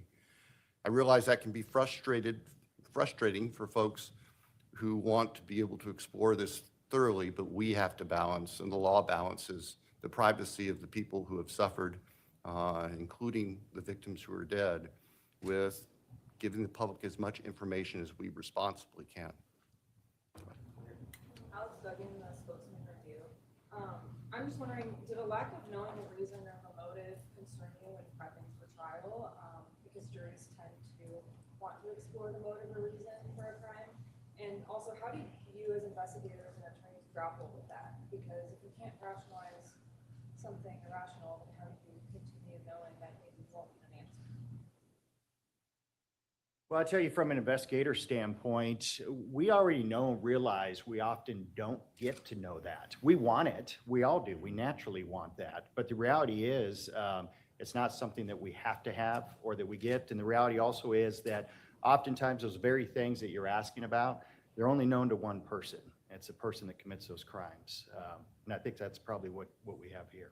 And I would add that going through this whole investigation, I'd probably say it's easier than it was for Bill's offices. We were focused on a task. We had a task to do, and it was discovering evidence and interviewing folks and that sort of thing. So the motive necessarily doesn't play a part in that, right? Obviously it can, but we were just focused on getting the job done in the correct way as best we could. So.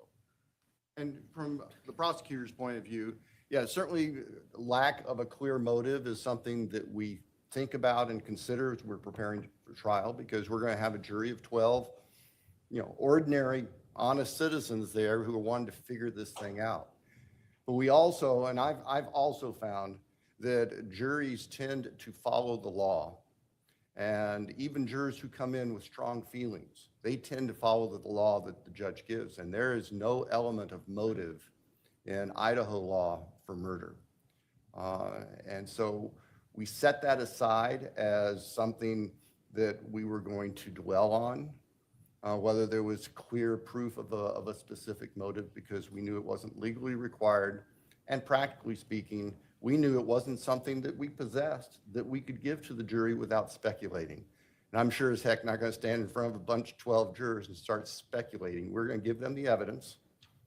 And the evidence in this case, what you heard at the time of his guilty plea back on the 2nd, that evidence was compelling, and it showed his guilt without having to worry about motive in a human sense. But thank you for the question. Did he say anything when he was arrested? Yeah, so Brett, myself, and members of the FBI, we traveled back to Pennsylvania. We were there, and I know they hit on it earlier, but I'd be remiss without talking about the cooperation and the support that we had from them was absolutely incredible. From the time that we got on the ground with the Pennsylvania State Police and with the FBI back there, it was unbelievable. Anything that we needed, they were there to facilitate it. So we helped to shape what that looked like, what the arrest looked like, what took place once they hit the house on the search warrant and he was taken into custody. Brett and I were at another location, a barracks of the Pennsylvania State Police.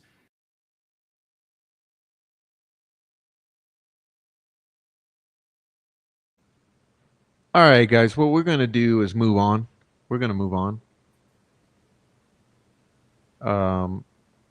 I am a little tired of hearing from the suits.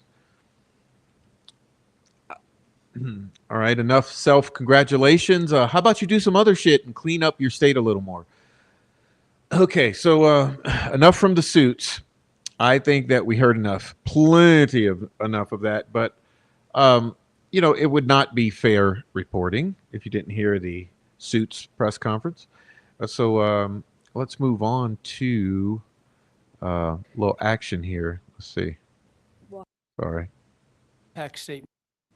Here we go. I'm getting there. Evidence submitted. Life fixed. The parties waived pre-sentence investigation. To my understanding, neither party submitted a sentencing memorandum or other materials for the court. Court is familiar with the file and the evidence submitted previously by the parties as it has reviewed them throughout the case and in anticipation of trial. Is there any legal cause why sentence should not be imposed at this time? No, Your Honor.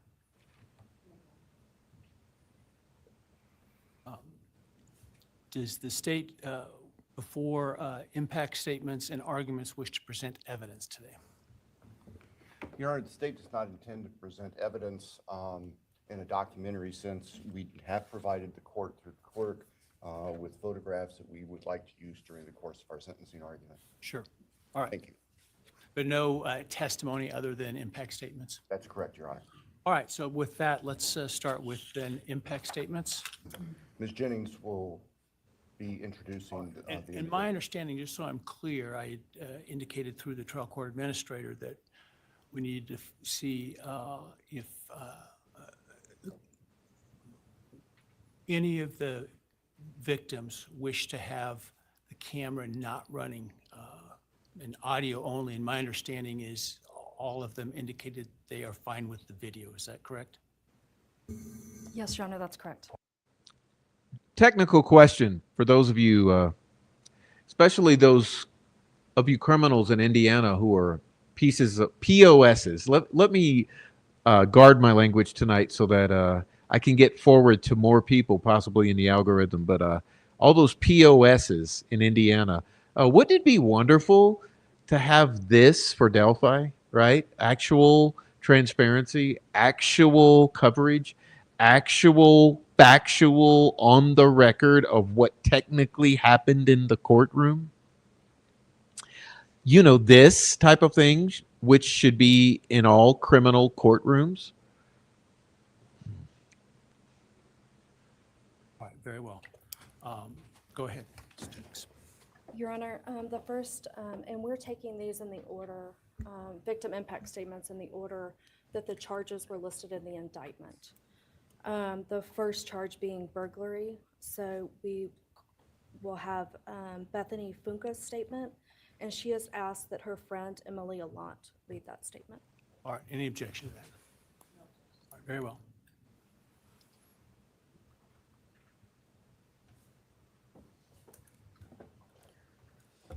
Thank you, Your Honor. I mean, let me just say, how difficult is this to have a camera running or several? And what harm comes from it? Doesn't the value of truth and transparency outweigh the potential minuscule harm that can come from it? Why is this not mandatory in every courtroom across America? I'll be speaking on behalf of Bethany, and so, yeah, here it reads. My name is Bethany Funk, and I was roommates with Maddie, Kaylee, Xana, and Ethan. I not only lost some of my best friends, but I also lost a sister. Never in a million years would I have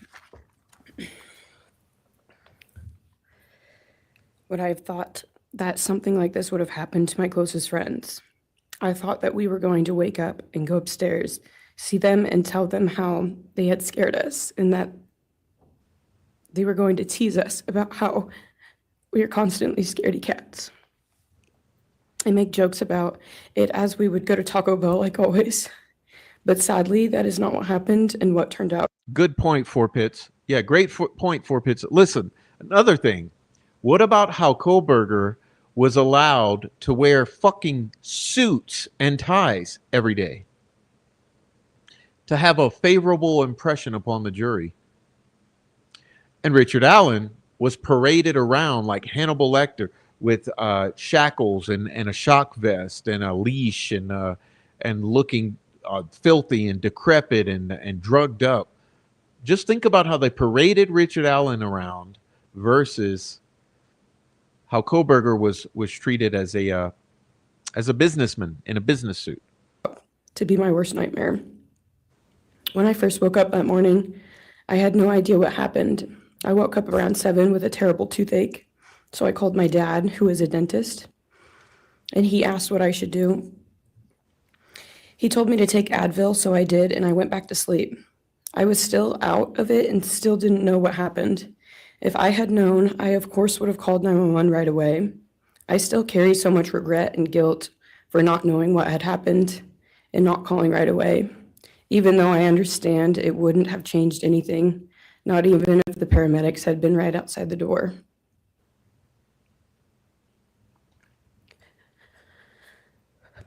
I was so frantic that morning and scared to death, not knowing what had happened. And when I made the 911 call, I couldn't even get out the words. And from then on, I don't remember a thing. It was like my brain wiped that whole memory. That was the worst day of my life. And I know it always will be.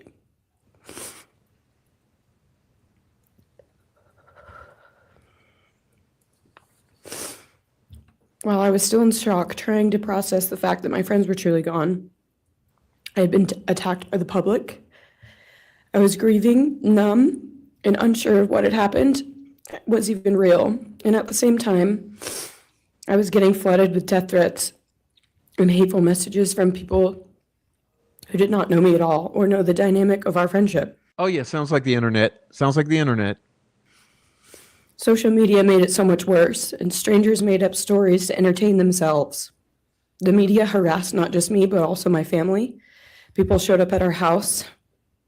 They called my phone, my parents' phones, other family members' phones, and we were chased while I was still trying to survive emotionally and grieve the loss of my friends.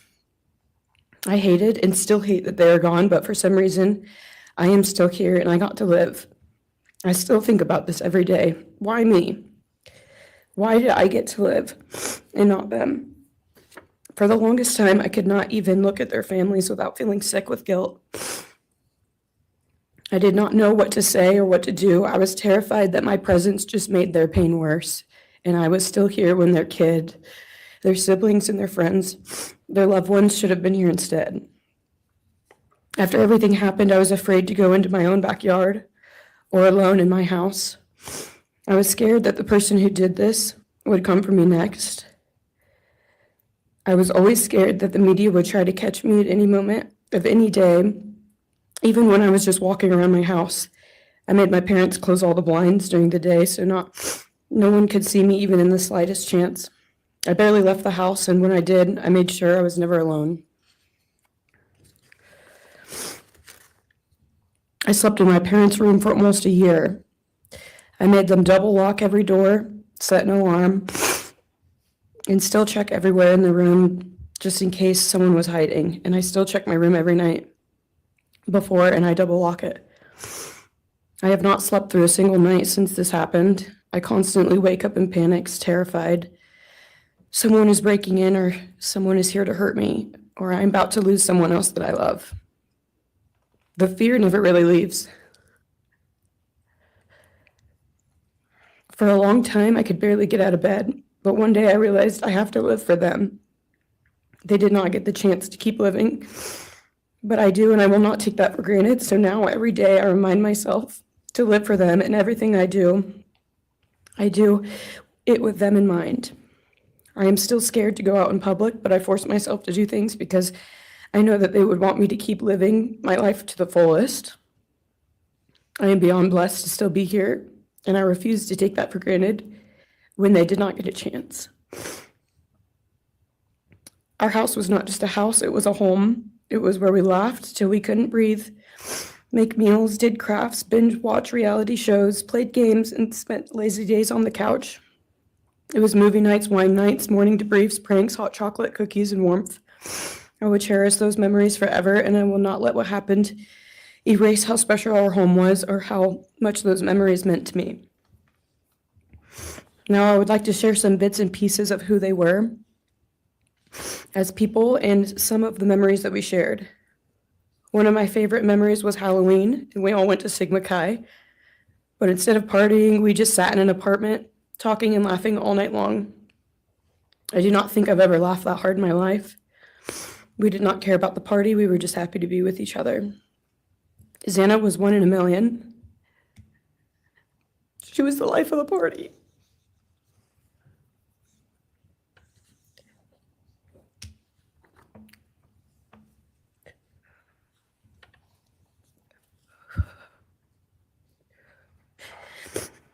But she was also the kindest and funniest person I knew. Everyone loved her because she made everyone feel so loved. She was just someone you always wanted to be around, no matter the circumstance. One of my favorite days with Xana was when she laid on the couch, when we laid on the couch together all day watching movies and snacking. Or when she, Maddie, and I would go and get margaritas, chips, and salsa. She would also light up a room with her presence alone. Kaylee had the most beautiful, radiant smile, and she was so kind, but also one of the funniest people I've ever known. She loved playing little pranks, and she always had us laughing so hard that we could not breathe. She was so full of energy and life. I really believe that she could have ruled the world if she wanted to, and she would have been America's sweetheart. Ethan was the sweetest, most genuine guy. He was always smiling and always making other people smile too. Ethan was the kind of person you wanted around. He was so kind and easy to talk to and just so fun. And the way he cared for Xana was truly something to admire. And really was proof that storybook love and true romances really do exist. It was not only obvious to me, but everyone that was around Ethan and Xana that they were absolute soulmates. Maddie was not only one of my best friends, but she was the older sister I would have always wanted. There was no one I looked up to or admired more than Maddie. She was truly a ray of sunshine, and everyone was drawn to her. She was so kind, loving, funny, fun, and passionate. She had the sweetest soul and wanted nothing but the best for everyone, and to love and show love to everyone. She took me under her wing and always made me feel so safe and included, and above all, loved and valued. She never failed to make me laugh or put a smile on my face.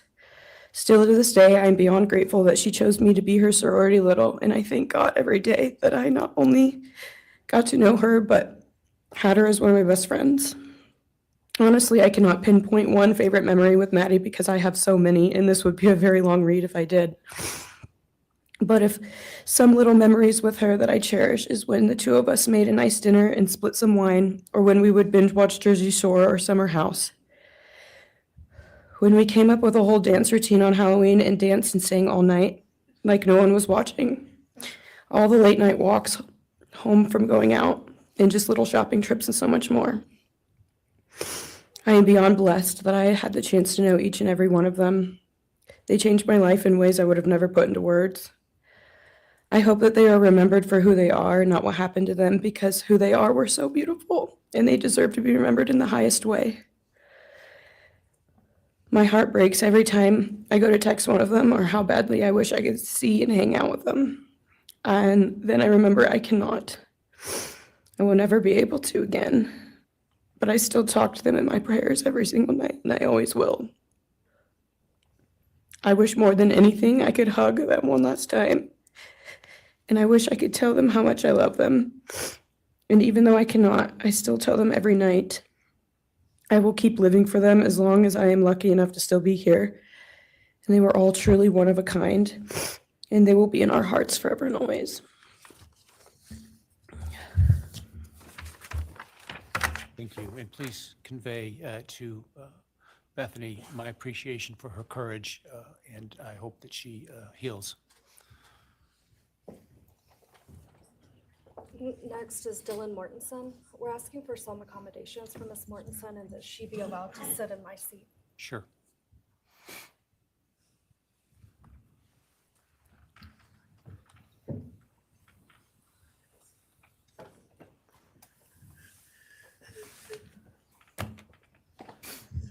Dylan, just take your time, all right?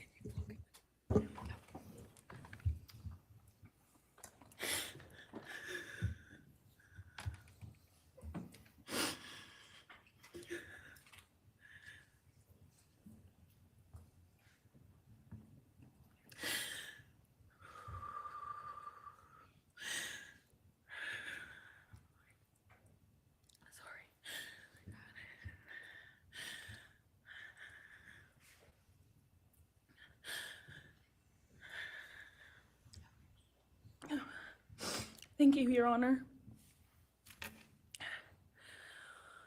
What happened that night changed everything. Because of him, four beautiful, genuine, compassionate people were taken from this world for no reason.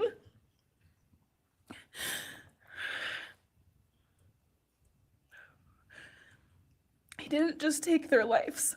He took the light they carried into every room. He took away how they made everyone feel safe, loved, and full of joy. He took away the ability for me to tell them that I love them and that I'm so proud of them. He took away who they were becoming and the futures they were going to have. He took away birthdays, graduations, celebrations, and all the memories that we were supposed to make. All of it is gone. And all the people who loved them are just left to carry that weight forever. He didn't just take them from the world. He took them from me, my friends, my people who felt like my home, the people I looked up to and adored more than anyone. He took away my ability to trust the world around me. What he did shattered me in places I didn't know could break. I was barely 19 when he did this. We had just celebrated my birthday at the end of September. I should have been figuring out who I was. I should have been having the college experience and starting to establish my future. Instead, I was forced to learn how to survive the unimaginable. I couldn't be alone. I had to sleep in my mom's bed because I was too terrified to close my eyes. Terrified that if I blinked, someone might be there. I made escape plans everywhere I went. If something happens, how do I get out? What can I use to defend myself? Who can help? And then there are the panic attacks. The kind that slam into me like a tsunami out of nowhere. I can't breathe. I can't think. I can't stop shaking.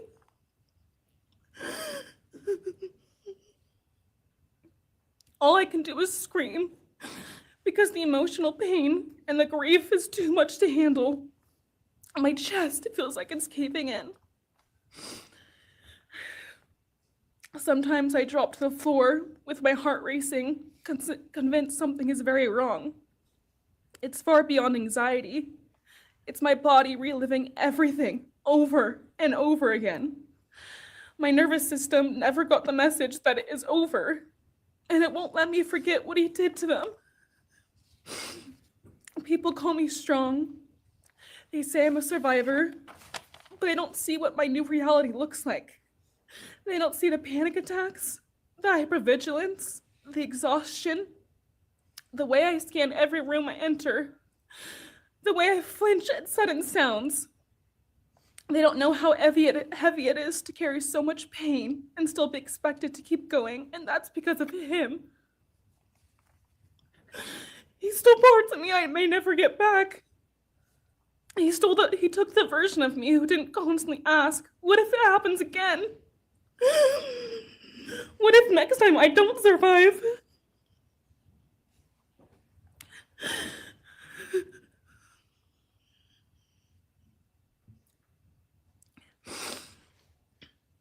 He may have shattered parts of me, but I'm still putting myself back together. Piece by piece, I'm learning how to live in this new version of life. It is not easy. It hurts, but I'm still trying. Still trying, and I'm not trying just for me. I'm trying for them, my friends. About a year ago, I had a dream about them. I got to say goodbye. I told them I won't be able to see you again, so I need to tell you goodbye. They all kept asking why, and all I could say was, I can't tell you, but I have to. When I woke up, I felt shattered and heartbroken, but also strangely grateful. Like maybe in some way that dream gave us the goodbye we never got. Still, no dream can replace them, and no goodbye will ever feel finished. He is a hollow vessel, something less than human. A body without empathy, without remorse. He chose destruction. He chose evil. He feels nothing. He tried to take everything from me. My friends, my safety, my identity, my future. He took their lives, but I will continue trying to be like them, to make them proud. Living is how I honor them. Speaking today is to help me find some sort of justice for them. And I will never let him take that from me. He may have taken so much from me, but he will never get to take my voice. He will never take the memories I had with them. He will never erase the love we shared, the laughs we had, or the way they made me feel seen and whole. Those things are mine. They are sacred, and he will never touch them. I get to feel sadness. I get to feel rage. I get to feel joy even when it's hard. I get to feel love even when it hurts. I get to live. And while I will still live with this pain, at least I get to live my life. He will stay here, empty, forgotten, and powerless. Dylan, thank you so much for your courage. I appreciate it.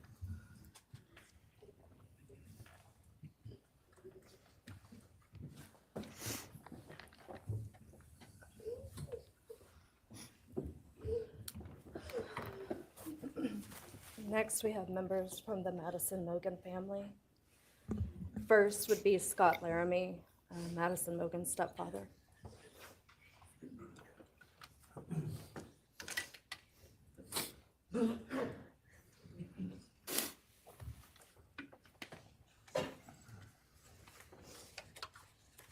Standing by him is Karen Laramie, Madison's mother. Thank you, Your Honor. My name is Scott Laramie. I'm Maddie Mogan's stepfather and the husband of Maddie's mother, Karen Laramie. I will read this victim impact statement on behalf of Karen and myself. Maddie was our gift of life, our purpose, and our hope. Maddie quickly became Karen's joy, identity, and purpose in life. I joined Maddie's life when she was 2.5 years old. The experience transformed me into a life of joy, love, and family. Maddie was bright, beautiful, kind, empathic. She listened carefully to others and was observant, seeing and caring about the hearts and the minds of all she encountered. She loved music and music festivals. She had a wonderful sense of humor. She excelled in school. She was an easy child to raise, almost never requiring discipline, and almost always giving us parental joy. One time Karen remembers disciplining Maddie as a little girl. Maddie responded, "You broke my heart," which of course melted ours. She had a keen wit, even at that young age. As she transitioned into teenage years, she prioritized us and extended family over many of the distractions that capture teenagers. She showered us with her presence and love at family events, barbecues, picnics, birthdays, holidays, and others. She spent countless hours with her papa, her Uncle David, Aunt Nadine, and her other close family and friends.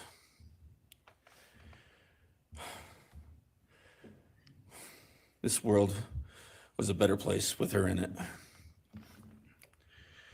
As she reached adulthood, Maddie applied her studies to be a marketing professional, entering into an internship at Payne West, and started planning her professional future. As with all things, she involved Karen and myself in the joy of her journey. As she transitioned into womanhood, Karen and I continued to be astounded at this wonderful and accomplished person we had created. All parents dream of their children accomplishing more than them. We realized this dream, all we had not become, she was becoming. Karen and I are ordinary people, but we lived extraordinary lives because we had Maddie. Maddie was taken senselessly and brutally in a sudden act of evil.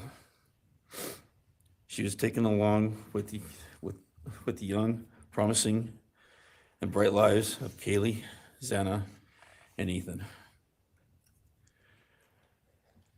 First, we felt disbelief. Next, we felt disorientation. Then we felt grief overcome us. Our grief is compounded even more for the Goncalves, Kernodle, and Chapin families. We speak of hope and healing, and we do have hope and some healing. But the vast emotional wound will never fully heal. Since Maddie's loss, there's emptiness in our hearts, home, and family, an endless void.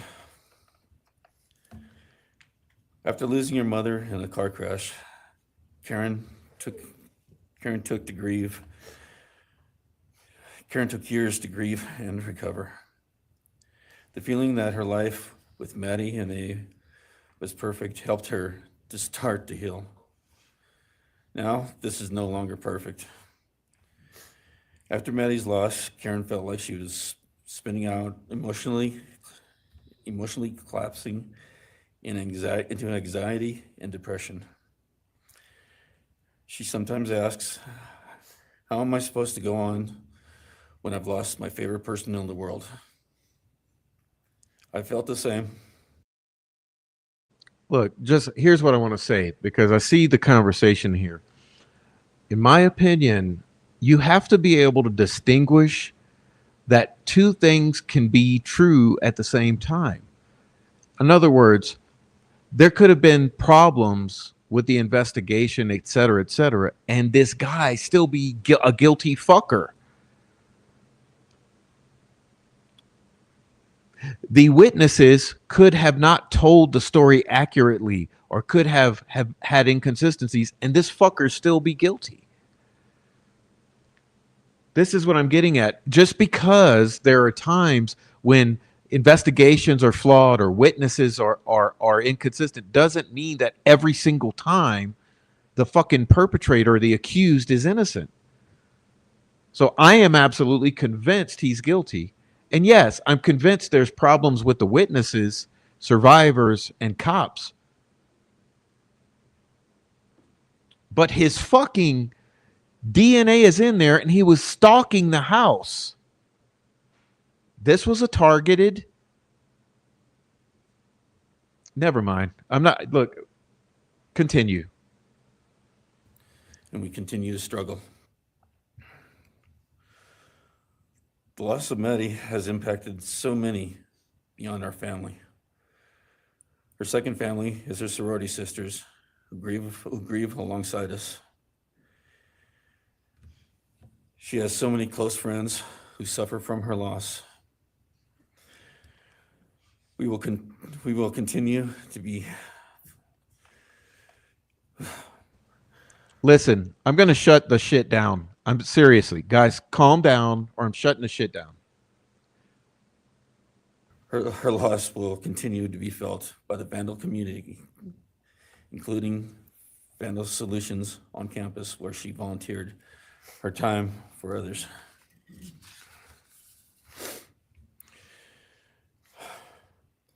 It helps us to know Maddie is in heaven now. Because there's fucking technology to double the DNA. Don't you know that? Of this earth. We, however, continue to live on without the grace and support of her presence. We will grow old without our only child, our bright, beautiful friend and daughter. In the end, there are no words that can accurately capture the devastation of losing Maddie. We will endure and we will go on. For Maddie, we will not let our grief consume us. For Maddie, we will continue to love and care for our family and friends, including the families of Kaylee, Santa, and Ethan. We will remain united with them. We can only hope that others out there suffering similar losses can look to us and see that we can overcome hatred, darkness, and evil. We know the law allows us to comment on the defendant and his sentence. As for his sentence, we support the plea agreement. Society needs to be protected against this evil. As for the defendant, we will not waste the words, nor will we fall into hatred and bitterness. Evil has many faces, and we now know this, but evil does not deserve our time and attention. We are done being victims. We are taking back our lives. We will turn our time, talents, and attention to hope, healing, and helping others, and to the future. We invite all those who have suffered with us on this to join us in our journey. We can make this world a better place. We can move on from tragedy. Adversity will visit us, evil will visit us, but we will overcome. we can and will endure. Karen and I express our gratitude to Your Honor and to the prosecution team for allowing us the opportunity to make this statement. Thank you. Thank you so much for your courage, and I am so sorry for your loss. God bless you. Your Honor.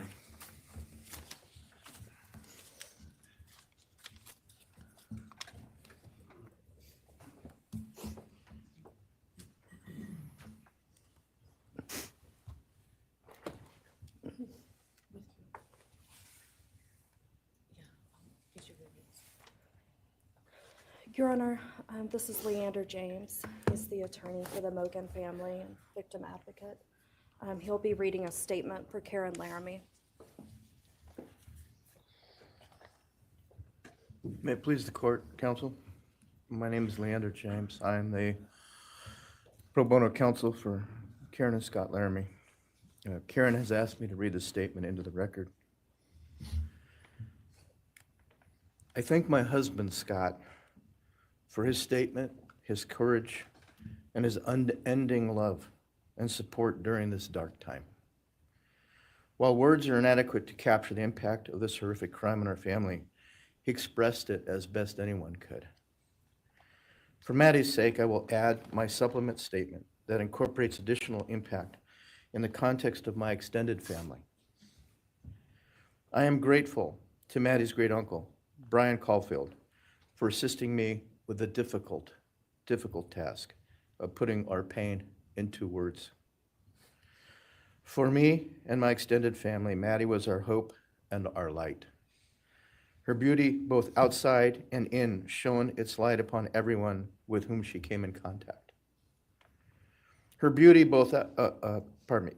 she carried that hope and light into the future for our entire family.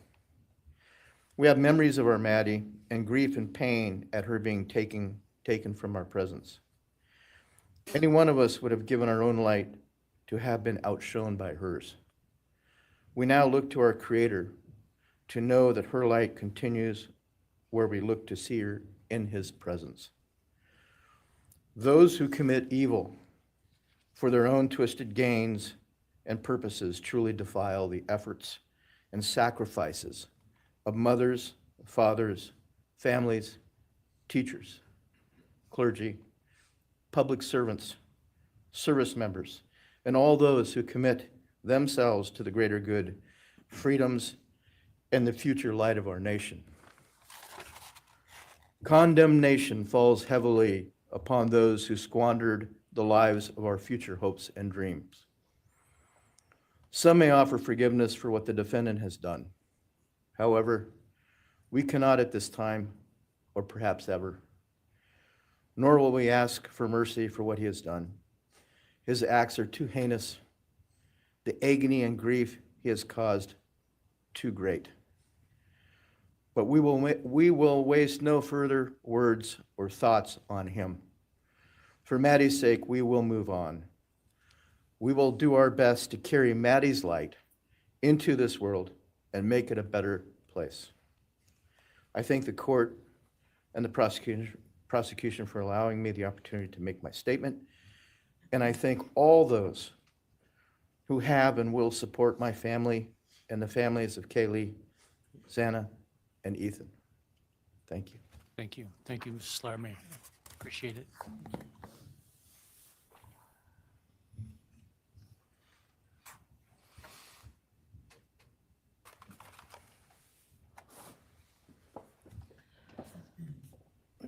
Next is Ben Mogan, the father of Maddie Mogan.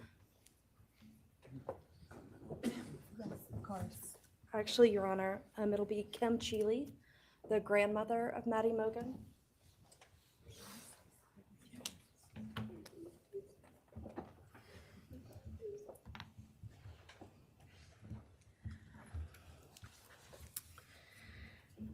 My name is Kim Cheeley. I was Maddie Mogan's paternal grandmother, as Ben Mogan, her father, is my son.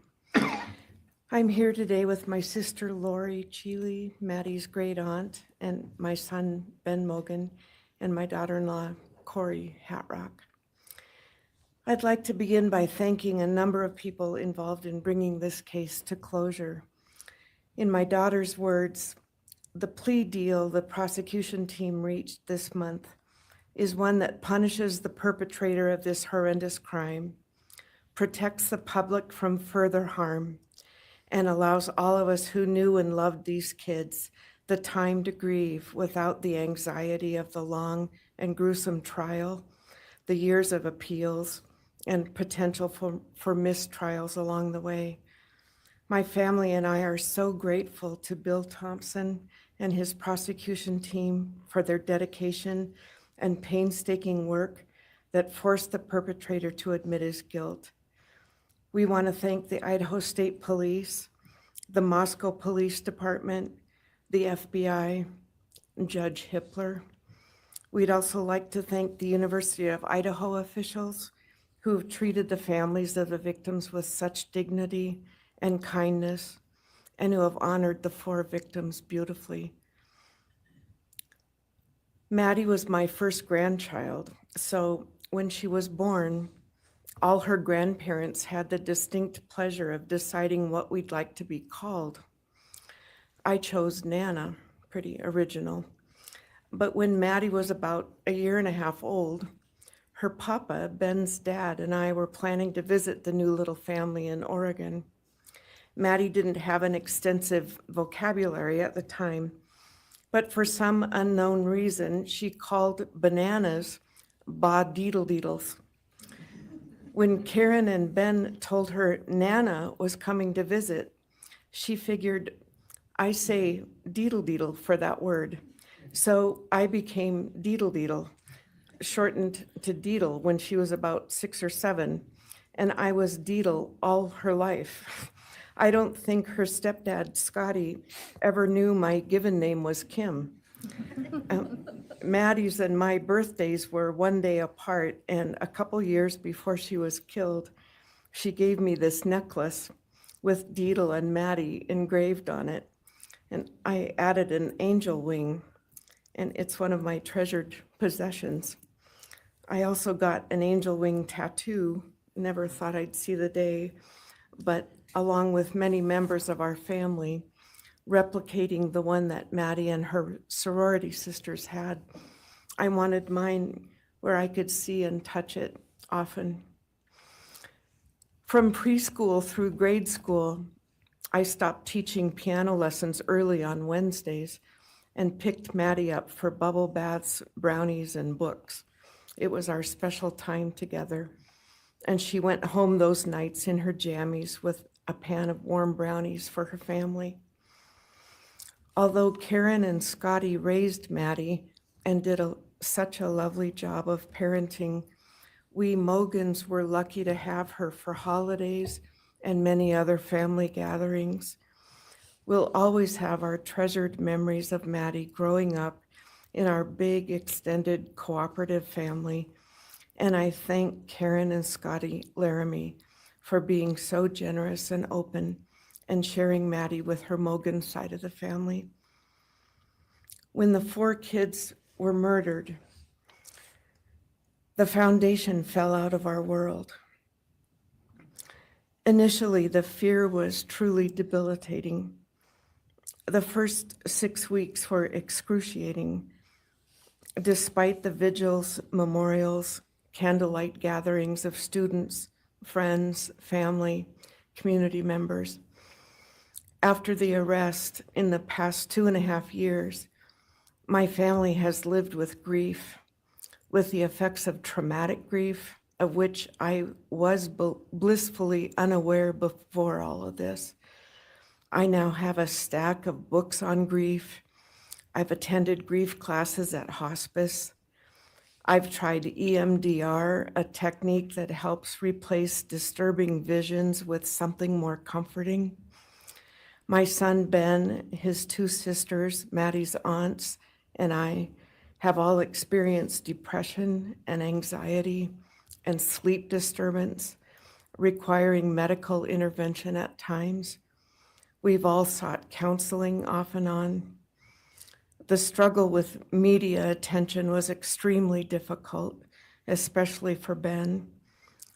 No one should live through the violent murder of one's child. Some days it's beyond me how the parents of these kids are still upright. I'm thankful for the strong families and communities that are supporting the survivors. At the time, I could think of only two blessings surrounding the horrific murders. One was that Ben was living with my partner Tom and me at the time, and that we could support each other emotionally through it all. Sadly, Tom died a year ago of a rare brain cancer, and he won't be here to see justice served. He was our family's rock, and we all miss him every day. A second blessing is that my mother died of COVID several months before the kids were killed, and she didn't have to live through the horror. It was difficult to identify blessings. So we've all lost our dear child and a future with her. I ache for the loss of the dreams that she and her true love, Jake, held. And my heart goes out to Karen and Scotty and your side of Maddie's family. You've had more than your share of loss.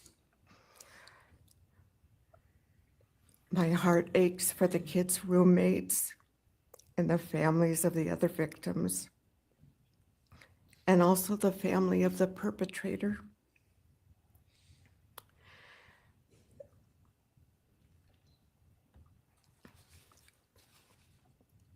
Going forward, we Mogans are choosing to put our energy and focus into honoring Maddie's too short life and sweet spirit by celebrating Maddie May Day, which my two daughters established.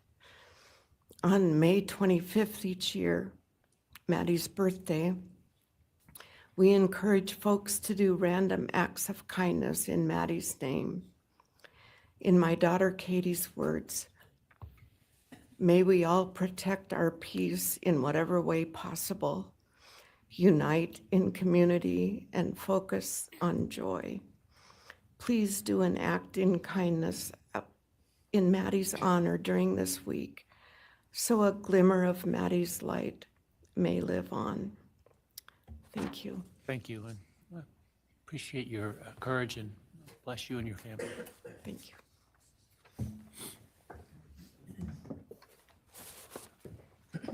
Now it's Ben Mogan, Maddie Mogan's father.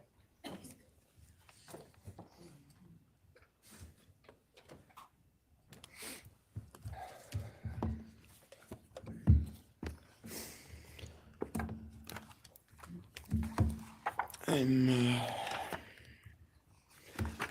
Benjamin Mogan. I'm Maddie's dad. And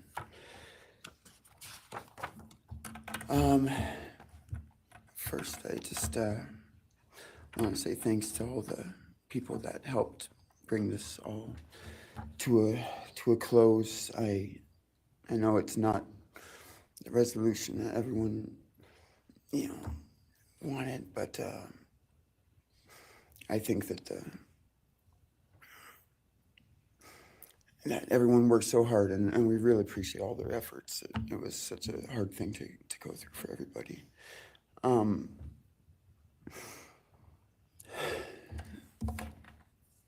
Maddie was my only child that I ever had. She's the only great thing I ever really did, and the only thing I was really ever proud of. And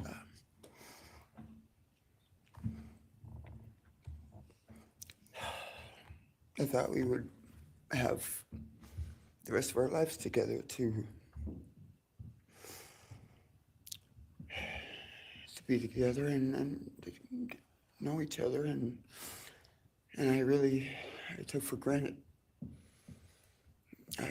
the times, she was in college, and I thought, oh, well, we'll have the rest of our lives to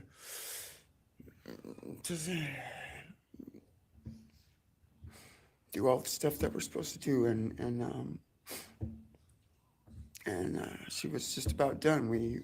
She actually earned all of her credits for her college degree, and Karen and Scotty and I got to go and get her diploma that she actually earned, and she deserved every bit of that. And but I thought that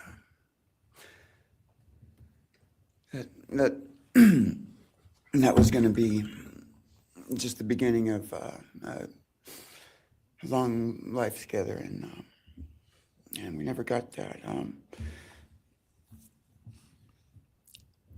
Karen and Scotty did such a great job raising her after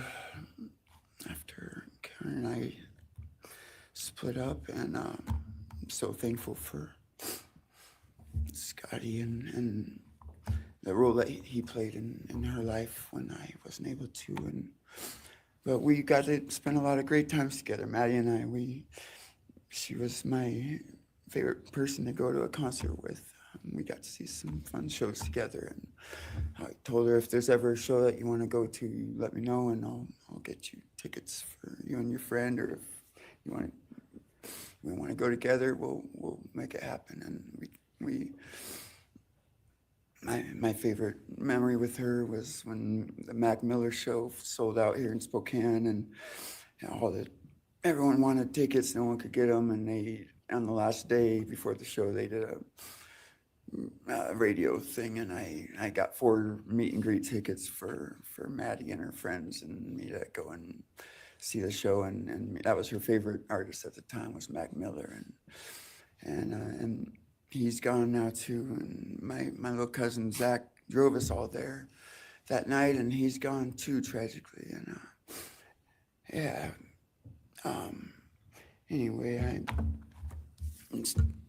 the last thing that she ever wrote to me was this Father's Day card, and I'm so glad I still have it.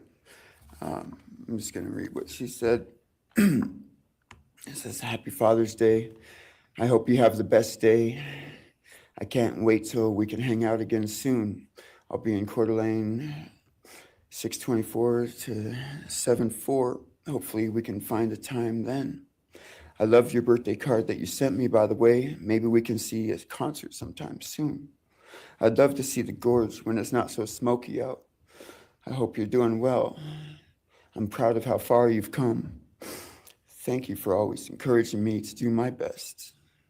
Love you lots and lots. Love, Maddie May." She did encourage me to not just to do my best, but to live on. I went through a lot of issues with addiction and with substance abuse, and when I wasn't wanting to live anymore, she was what would keep me from just not caring anymore, and knowing that she was out there and that she was just such a beautiful person kept me alive a lot of rough moments, and I'm so glad that she was able to meet Jake. He was the only one that actually ever got to take her to the gorge. They went and saw Watershed together, and yeah, they had a heck of a time. I'm just glad she got to. That's a really special place for me, and she always wanted to work out there with me in the summer sometime. She never got to, but at least she got to see it once with Jake. He was such a great guy. He is such a great guy. And I really wanted to see what a future with them would have looked like. I'll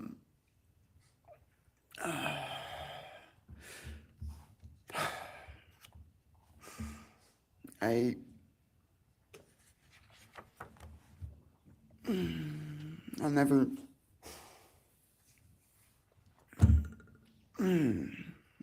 be able to replace her. I wrote a bunch of stuff. I just don't know what to say right now. I just miss her so much, and I just love her more than anything. And it shouldn't have happened. And a death sentence is there's one thing, you know when it's gonna happen, and, it's gonna be all gentle and stuff, but, life without parole with a building full of people that all just want you to not be around anymore, and winking at every morning, not knowing if that's the day they're gonna pull your card. I mean, it's not a very nice sentence either, so, I don't know. I just love you, Maddie, and I wish you were still here. Thank you so much.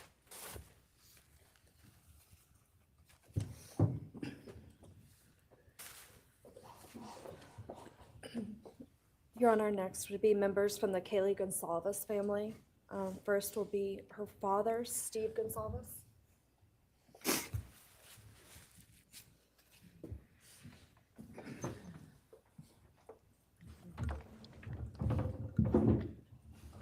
All right, are we doing better?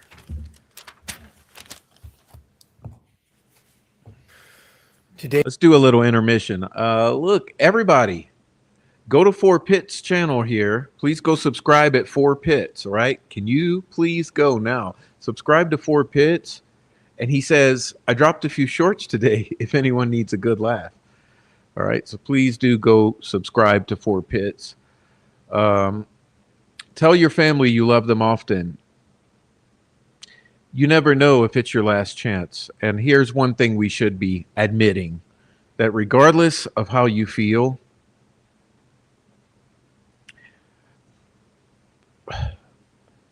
all the family and loved ones of these 4 victims are utterly shattered. And can we please admit that and respect their lives and the victims' memories, Anyhow, let's remind you to please support the channel through likes, comments, donations, and memberships. And please look at the goal. We're 4 out of 10. Maybe we'll get to 10 out of 10. Who knows? But I got a little intermission. I got some more beverage. And we are ready. Okay, let's go. Today, we are here to finish what you started. Today, you've lost control. Today, we are here to prove to the world that you picked the wrong families. The wrong state, the wrong police officers, the wrong community. You tried to break our community apart. You tried to plant fear. You tried to divide us. You failed. Instead, your actions have united everyone in their disgust for you.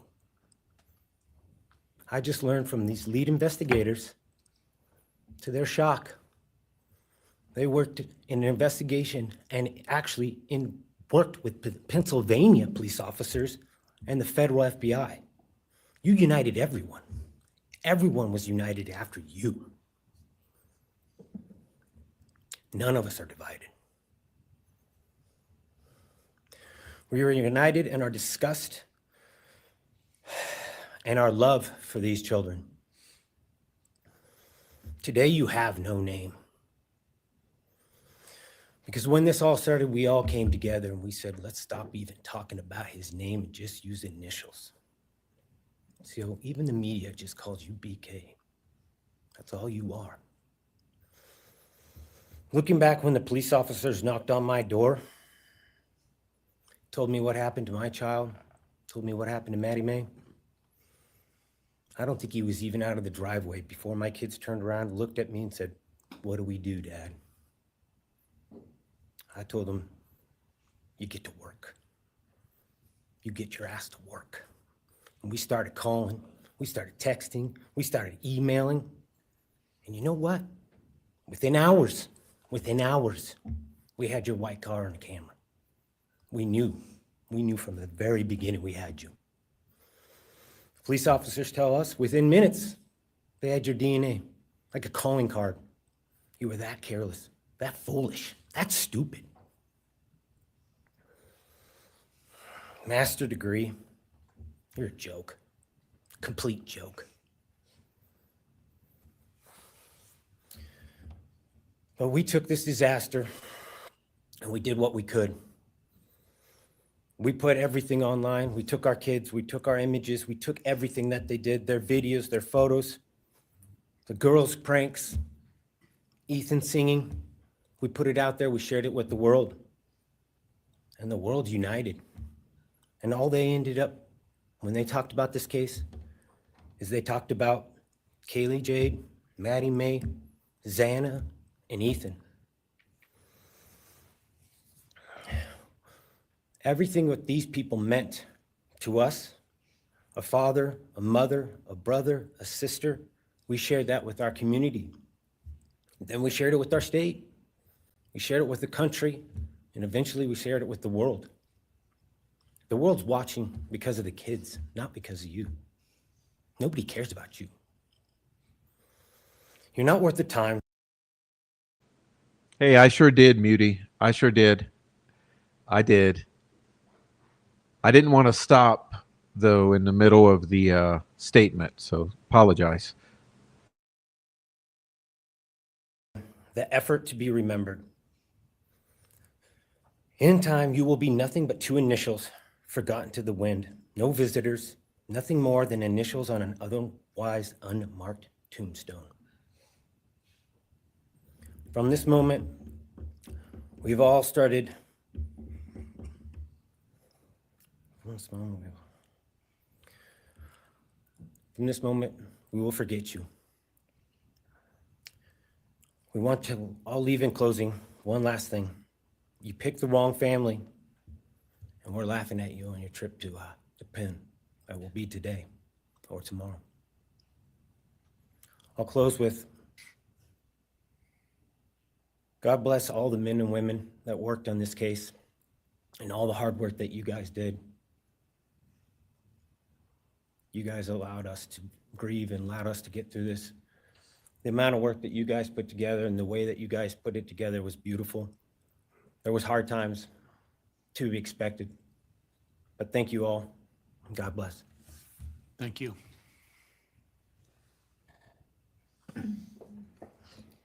Your Honor, next is Stephen Gonzalez, Kaylee's brother.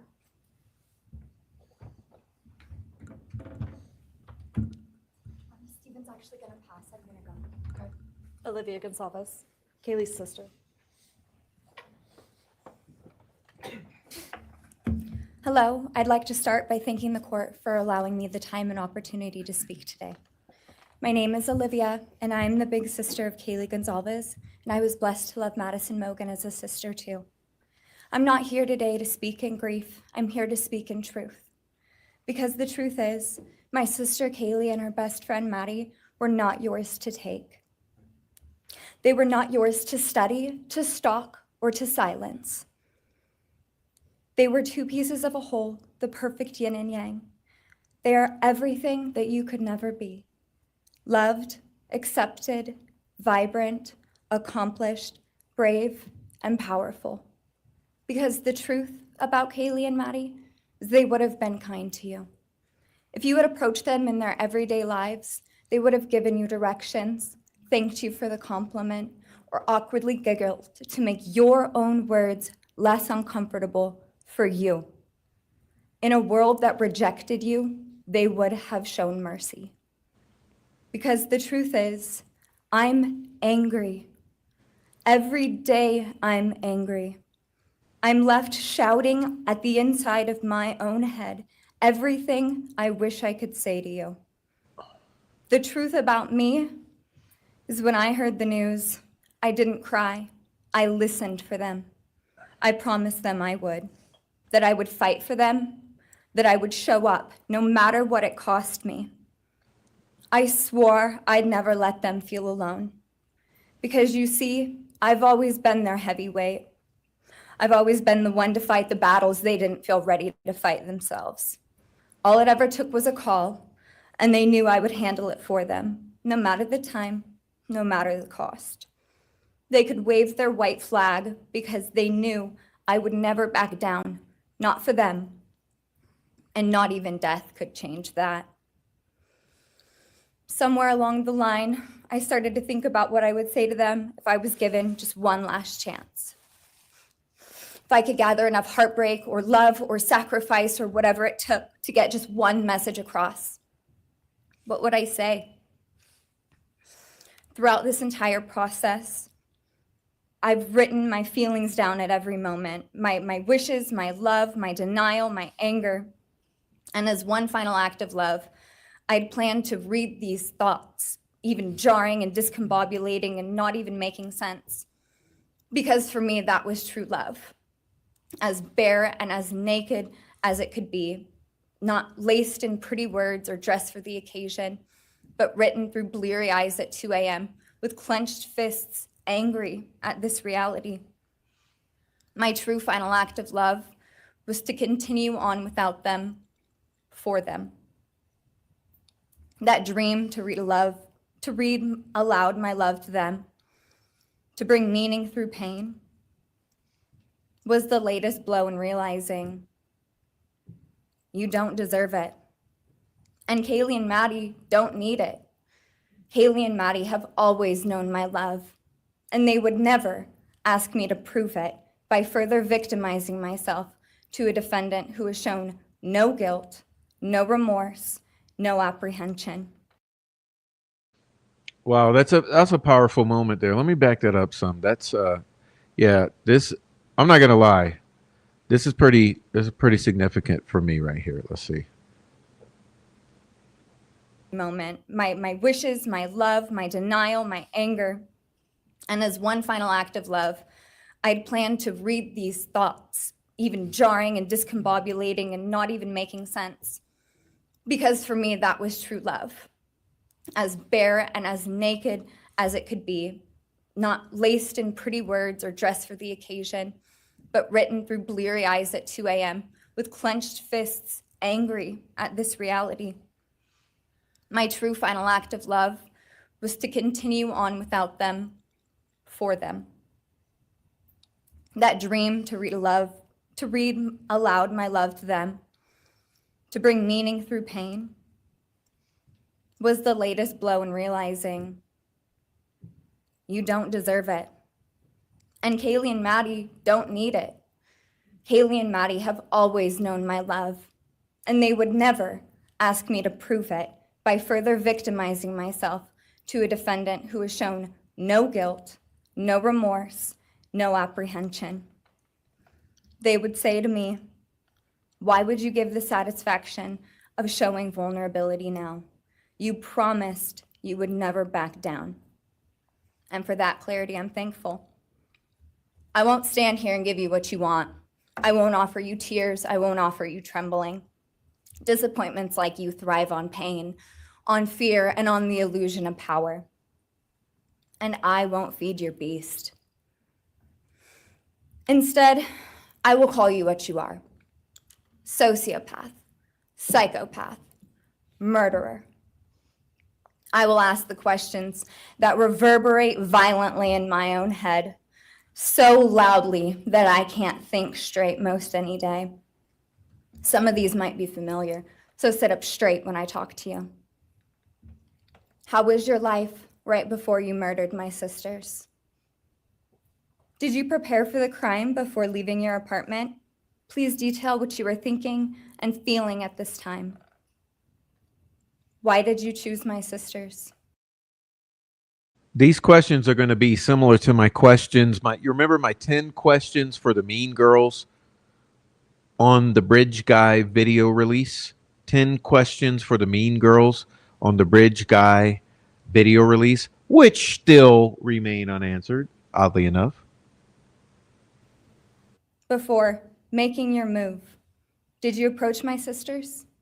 Detail what you were thinking and feeling. Before leaving their home, is there anything else you did?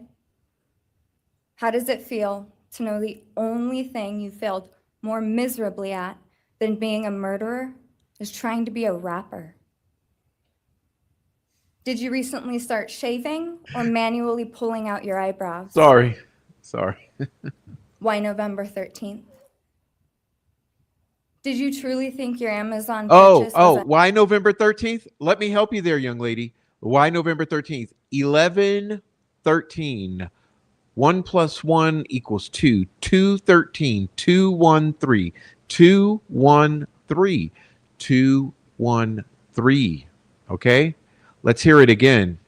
Let's hear it again. I'm going to help her out. Uh-oh. What did I just do? Did I just lose it? I think I just lost my spot, y'all. 213. Some of these might be familiar, so sit up straight when I talk to you. How was your life right before you murdered my sisters? Did you prepare for the crime before leaving your apartment? Please detail what you were thinking and feeling at this time. Why did you choose my sisters? Before making your move, did you approach my sisters? Detail what you were thinking and feeling. Before leaving their home, is there anything else you did? How does it feel to know the only thing you failed more miserably at than being a murderer is trying to be a rapper? Did you recently start shaving or manually pulling out your eyebrows? Why November 13th? 213. Did you truly think your Amazon purchase was untraceable because you used a gift card? How do you find it enjoyable to stargaze with such a severe case of visual snow? Where is the murder weapon? The clothes you wore that night? Where's the murder weapon? What did you bring into the house with you? What was the second weapon you used on Kaylee? What were Kaylee's last words? Please describe in detail the level of anxiety you must have felt when you heard the Bearcat pull up to your family home on December 30th, Ooh, that's rough. 2022. Shit your pants. Which do you regret more? Returning to the crime scene 5 hours later, or never, ever going back to Moscow, not even once, after stalking them there for months? If you were really smart, do you think you'd be here right now? What's it like needing this much attention just to feel real? You're terrified of being ordinary, aren't you? Do you feel anything at all? Or are you exactly what you always feared? Nothing. If you're so powerful, then why are you still hiding, defendant? You see, I'm here today as me. But who are you? Let's try to take off your mask and see. You didn't create devastation. You revealed it in yourself. And that darkness you carry, that emptiness, you'll sit with it long after this is over. That is your sentence. And it was written on the wall long before you ever pled guilty. You didn't win. You just exposed yourself as the coward you are. You're a delusional, pathetic, hypochondriac loser who thought you were so much smarter than everybody else. Constantly scolding, turning your nose up to grammar mistakes, nitpicking and criticizing others. You wanted so badly to be different. Sounds like Mean Girls. Sounds like Mean Girls and Troll Farm. Psychopaths. Fucking, hold on. Let's back it up. Let's back it up. Up to grammar mistakes, nitpicking. Oh, sorry. Okay.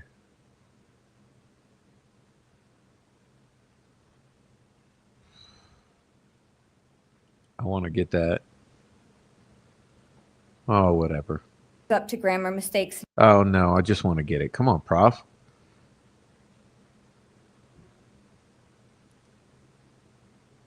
Prof's having a little mouse glitchiness. Hold on. All right, here we go. You didn't win.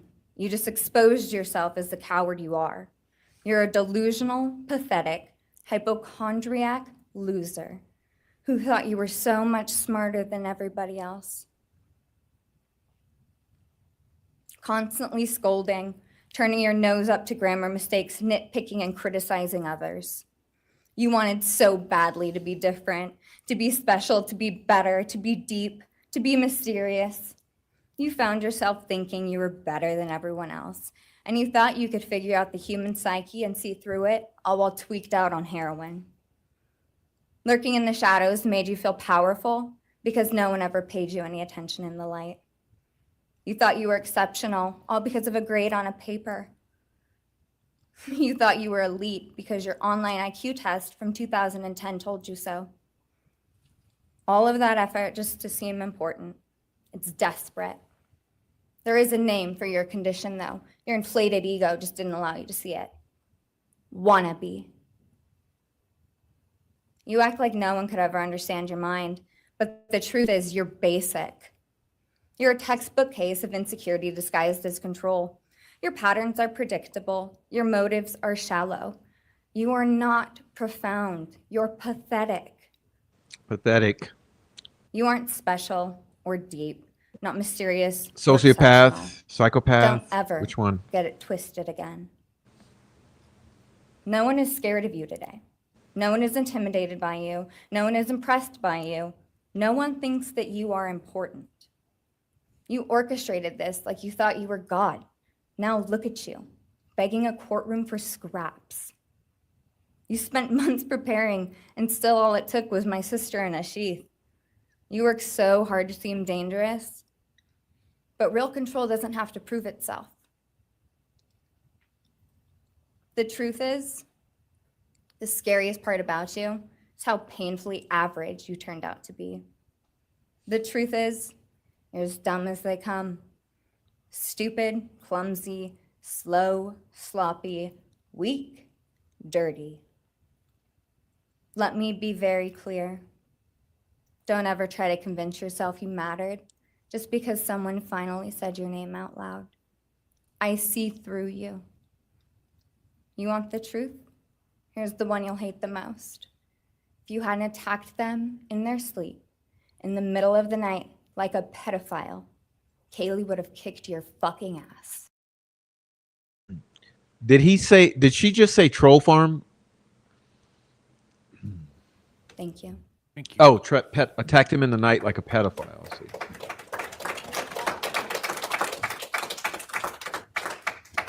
Same difference.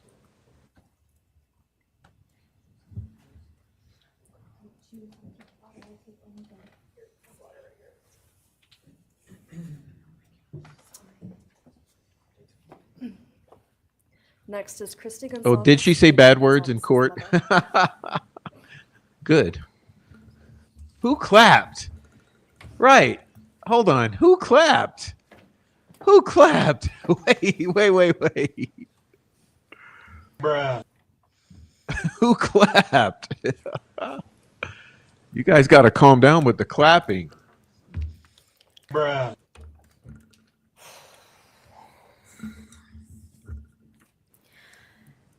Thank you, Your Honor.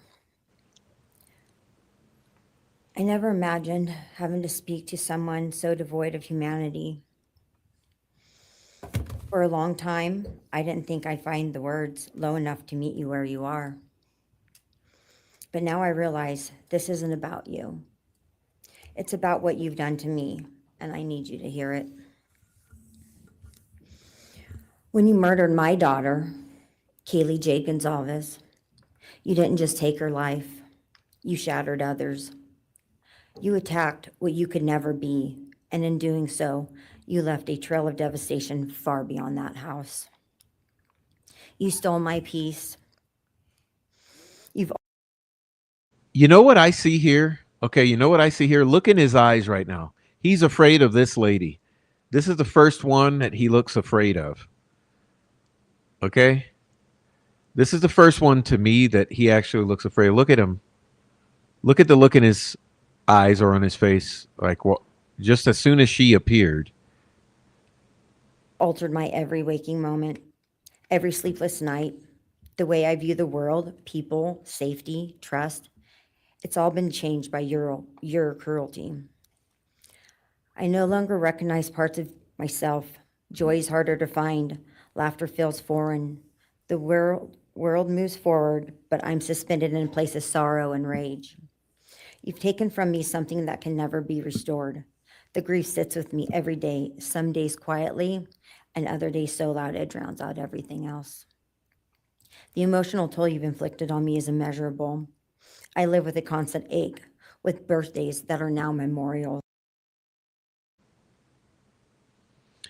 I see that Teresa is actually named Tracy. Sorry for anyone watching who this lady keeps disrupting my channel repeatedly. She's going to end up with a restraining order because now for 2 years she has stalked and harassed my channel, and I have finally uncovered that Teresa is actually Tracy. See, I've been watching you a long time, Teresa. I've been watching you a long time, and I knew it would take something. It would take something to fucking trigger you, because every single time you're triggered, and of your 35 accounts, I never knew, I had never put together that that was another one of yours. So now, Tracy, you've revealed yourself. You're permanently banned, so you have to go make another fake account and come on back and try your same shit. And it's going to be like it every time, Tracy. I'm never going to stop banning you from the channel. And actually, I'm going to get a restraining order because you cannot keep doing this. I've asked you once, stay away from my channel.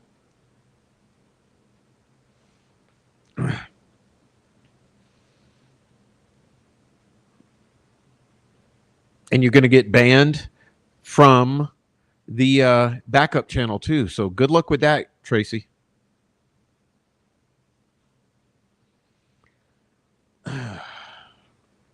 All right. Sorry about that. I had to deal with a little house cleaning. Sorry, guys. You know there are maniacs around this case. Delphi. With holidays that feel hollow. With empty chairs that scream louder than words ever could. I am forever changed. But for you, as a person working on a PhD in criminal justice, you really didn't think this one through. You're not that good. In fact, you're not that good at anything. You couldn't secure a job. You couldn't get along with others. You couldn't even get a female to look in your direction. All because you are pathetic. Now you're a joke in this courtroom. I wish I could crown you with a jester hat to complete your orange jumpsuit clown look. A dead killer doesn't kill again. So while I'm disappointed the firing squad won't get to take their shots at you, I'm confident that the men in prison will have their way with you in more ways than one. You will finally get what you wanted, physical touch. Just probably not how you were expecting it. See, you haven't beat the system. I'm surprised. Did the judge not look these over? Maybe the judge should have looked this one over first. That's kind of pushing it. You've simply entered a new one, where the rules are cruel and the consequences will never end.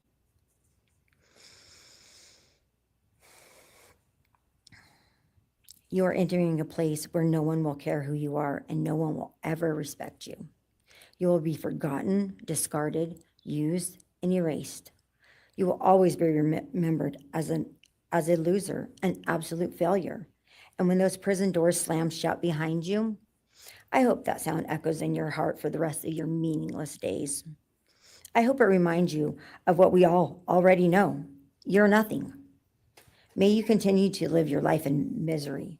You are officially the property of the state of Idaho, where your fellow inmates are anxiously awaiting your arrival. But it's okay, because they're there to help you. Hell will be waiting. Quick message from our youngest daughter. Aubrey wanted to say, you may have received A's in high school and college, but you're going to be getting big D's in prison. I mean, how does a judge allow this? For real. Okay. Now look, I know it's the rules are flexible.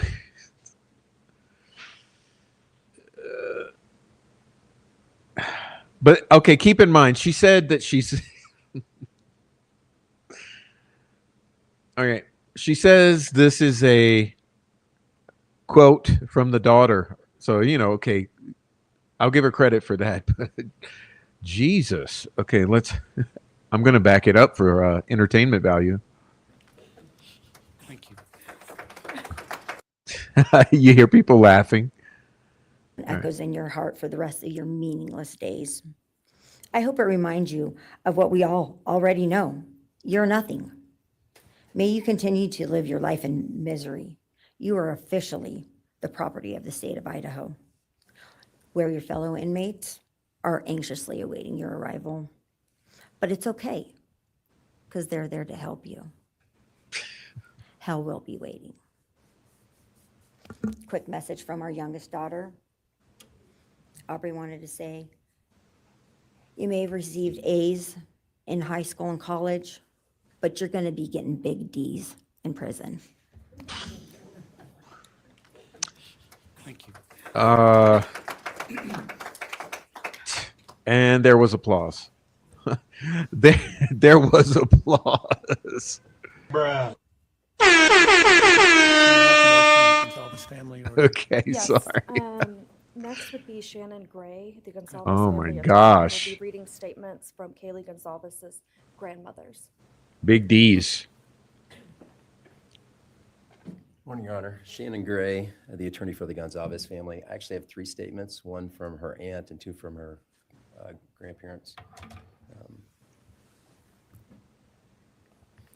This is from her aunt, Tammy Butts. You, in the cloak of darkness, made a decision to turn our whole family's world upside down forever. You, in the cloak of darkness, took our Kaylee J. Gonzalez away from us all without hesitation. Never have you shown any remorse or regret. We just get creepy, non-expressive stares as you have your team of women defend you. Kaylee was a strong, kind, fun-loving, caring person, and she will greatly be missed by all her family and friends for the rest of our lives. She had goals in life that you took from her and us. We lose on watching her enjoying her life, working hard and building the future she wanted. She was ready to start that after college life. You, in the cloak of darkness, took it all away. You left us without her future wedding, her future children that she would have added to our family. No more talking to her on the phone, going for a coffee, celebrating holidays. It's all gone. You, in the cloak of darkness. The prison is hell. The prison is hell. Yeah, exactly. Pie crust. The prison is hell. Gave each and every one of Kaylee's family members their own lifetime sentence.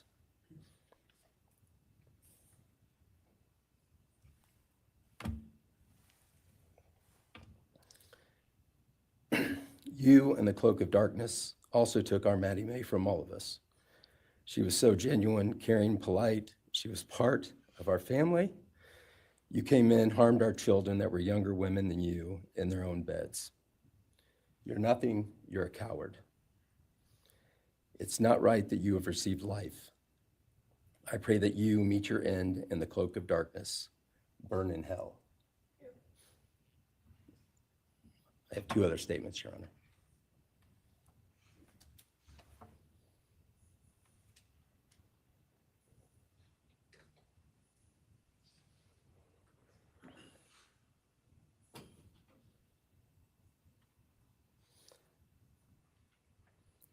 This is Linda Lucan's statement. This is Kaylee's grandmother. I really don't know how to address something so inhumane, but I will try. Nothing in the past 2.5 years has made any sense. All I get is you cowardly went into a home at night, filled with what I'm sure you thought was all sleeping girls, and went on a vicious killing spree for no other reason but to appease your demonic urges. You took my granddaughter Kaylee from us, plus 3 other beautiful lives.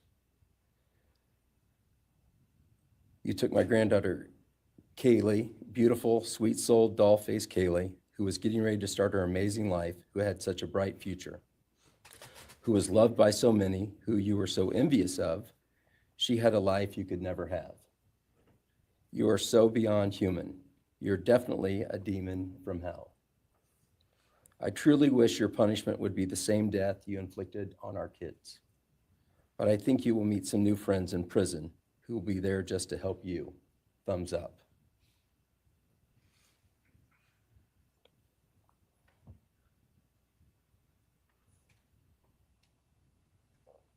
And I have one last statement, Your Honor.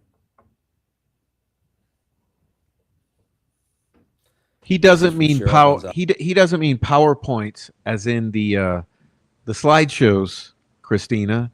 He means, you know, PowerPoints, like making a point that makes you seem powerful. Chavez, Kaylee's other grandmother. John 1:5 says, "Light shines in the darkness, and the darkness overcomes it not." Stop. Somewhere in your life, some jealousy, envy, ego, something went dark. It pushed out all light until you became dark and evil. And when you saw my granddaughter and her friends, their light, because they have such a light, you couldn't stand it. I don't like the word doll face. I'm all right. I'm not trying to nitpick the victim statements, but honestly, yeah,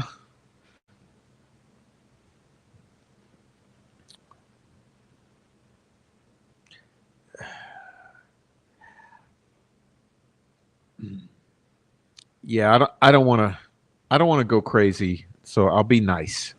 Because the darkness in you could not stand the light in them. And so you decided to destroy it. Cowardly, you walked into their rooms in the dark and took their lives, hoping to get rid of your darkness. But you didn't. You failed. Because you know what was once a light shown only to their friends, families, and loved ones is now all over I the mean, I'm world. just saying it sounds like kind of racist. Everyone sees to me, it. in my Their opinion. smile, Doll their face beauty, frat girl. their I mean, plans, everything they were and had.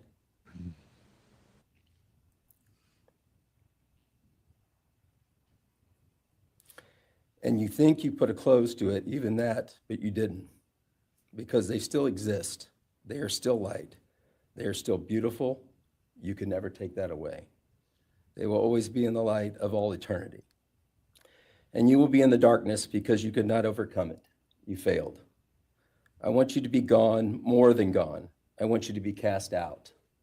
Cast out from my life, from my family, from this earth. I will not allow your hatred to penetrate into my own soul. You did not get that power. You are evil, and in the end, evil is eradicated. You didn't take Kaylee's light, you spread it into the world. Thank you, Your Honor. Thank you.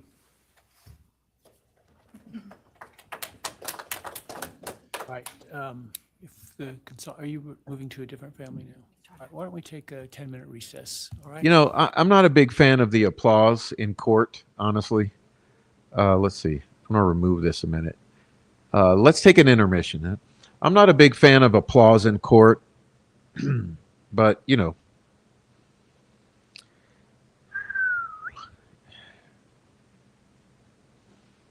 Yeah, I'm not gonna lie, Fort Pitts. I mean, this part it has nothing to do with evidence. We could do without.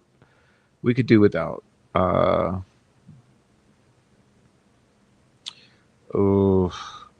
okay. What am I saying?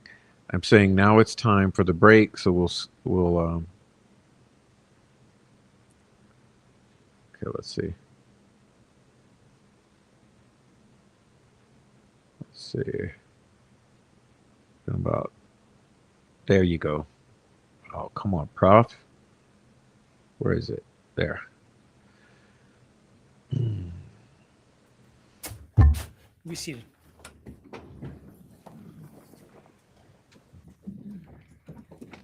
All right, Ms. Jennings.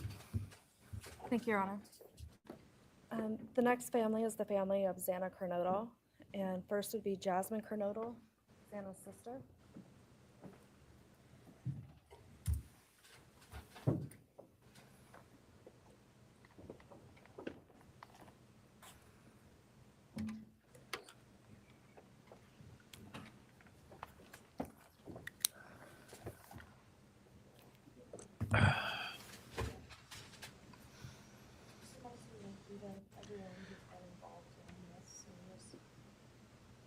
For all the hard work and dedication you guys have put into this. I just want to thank everyone for the support and just my family and friends have been around through this time. I went back and forth on whether to speak today because the truth is you don't deserve power over my feelings, my words, or me. Thank you. In the end, I realized this moment isn't about you. It's about justice for Xana, Ethan, Kaylee, and Maddie. It's about honoring the beautiful people they were and still are in God's eyes. On November 13th, 2022, a piece of my heart was ripped away. There's no way to ever fully describe the weight of losing my sister, my best friend. No sentence or punishment will ever come close to the justice Xana, Ethan, Kaylee, and Maddie deserve. Xana was everyone's best friend.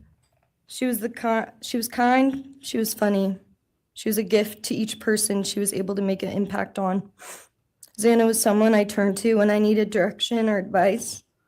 Although I am her older sister, I often found myself looking up to her. She had a radiant energy that everyone loved, and she always knew the right way to approach a problem. She knew how precious and special life was, and she truly did live every day to the fullest. Yet her story was cut short by an act of evil. I believe in a God whose justice is not bound by this courtroom. I find peace knowing that judgment ultimately belongs to Him. For your sake, I hope one day you feel the full weight of what you did. I hope you take accountability. I hope you truly experience the guilt and you surrender yourself to Jesus Christ. Because no punishment on this earth can ever compare to the isolation and pain of eternal separation from God. Xana deserved more. They all did. But I come here to say this. I am strong. I am brave. I'm a fighter, just like Xana. And you don't get to control how I move forward or what I believe. I walk with the comfort of knowing I will see my sister again. Xana didn't get the future she deserved. She won't be the maid of honor at my wedding, the cool aunt to my future children. I'll never hear her laugh or see her light up a room ever again. But I will carry her with me for the rest of my life. I will live in her honor, fight to be the best kind of woman and someone she's proud of, to make sure the world never forgets who she was. Xana's story doesn't end with what was taken from her. It lives through the love she gave, the people she touched, and the legacy our family will protect. Her light still shines, and her voice will echo louder than this pain. You didn't take that from us, and you never will. Thank you.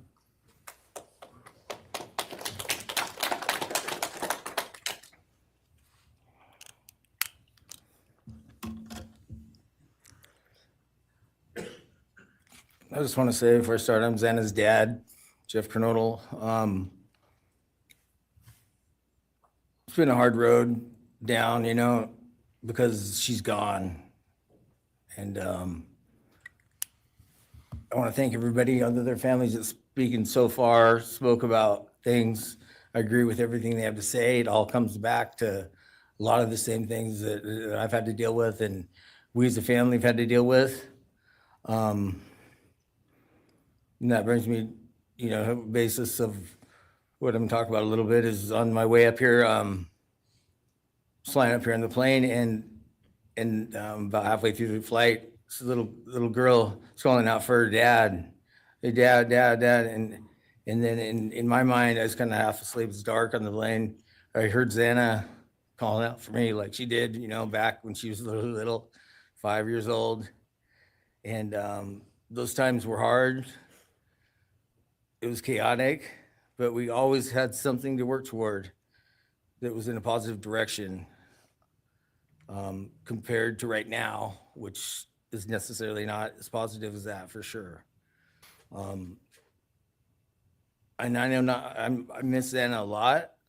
My life's been changed, and Xana had a great impact on me, and the impact was when she was gone. I realized how important she was and what she really did for me, influenced me, was way beyond what I ever thought. She'd call me up on the weekends, check on me, see who's with me. She's like accountability to your youngest daughter. And that really made a big difference. It made me really think about things and what it's all about, you know? That's the things that I miss the most, is those calls on the weekends, the calls at 11 at night. What's going on? You want to meet my friend? You know, whoever she's with, a couple of her friends, I can meet them, talk to them. And she always did that. And it's pretty cool. Pretty cool. I really miss that. And she made a big impact on me, on other people, her family. But the impact that she made is so extensive on what happened here. And it goes so far. People from everywhere in the world, you know, are following things, and Xana has made a difference in their lives. So, you know, countless people told me that. They might not even know her. They never knew anything about her. It's what they see, and they just love her and say how they wish that she could have been their friend. You know, could have been their friend, could have hung out. And it's like, this is the blessing, you know, this is the whole kid was. And definitely was a big blessing in my life. And so is Jasmine. And basically, you know, we worked hard to do the things we did, you know, through the times they were growing up. And through those times, I realized that I wanted both of them to graduate college, and that'd be the ultimate thing for them to do to prepare for the world. Then it came back to me, Xana didn't get to finish college. He had it all figured out. And this all just came back to me when I was there, and that little girl was on the plane doing that. It's like where I was going, what I was going here for. And then I just realized and thought to myself about the wonderful life that she had and we had together. And we, you know, I still get to have with Jasmine, but that's the part that really counted. It's the part that really counted, is those memories. And those are what I have left, the memories with her and the ones I can make with her, and the life that I can go on with now, which is what she wants. And I say that in present tense because that's what she wants, because I've been told that, you know, I've had countless ways that she's out there and has a way to communicate, which I'm very grateful for.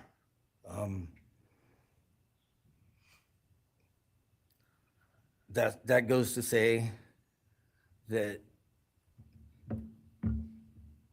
the impact of what happened to them, all 4 kids, goes so much further than just not me, the parents, the families, the community. It goes so far because a lot of kids, you know, in the colleges, just for an example, they locked their doors now. The door wasn't locked in the back. You know, at Penn State or wherever it was, all the colleges I know that I've heard, they all lock their doors now. So maybe the impact that it's going to make is going to help out and maybe protect some people. Having this outreach and having the influence of what these kids, what happened to these kids did, you know.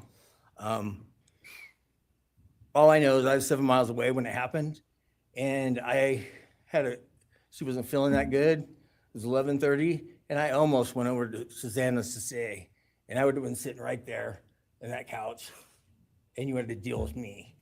So they would have had a chance. And I regret that, and I regret not going. But the reason why I didn't is because Susanna said, don't be drinking and driving. You got the rental car, don't be drinking and driving, you know, the week before that. So she was, she would have been mad at me to do that. But I really wish I would have drunk and drove, you know, because they would have had a chance, all 4 of them. At this point, I just have to go on. We're go on with everything and make things better in my life, because that's what it's all about. I have closure in things, and the part that we miss is Santa, her influence, her smile, the things that she did, and we have the memories left, the great memories, and she just wants us to make more memories and not be sad or upset or shocked or taken for that, you know? And that's what we're gonna do. We just have to. That's all I got. Thank you for your words and your courage, and bless your family.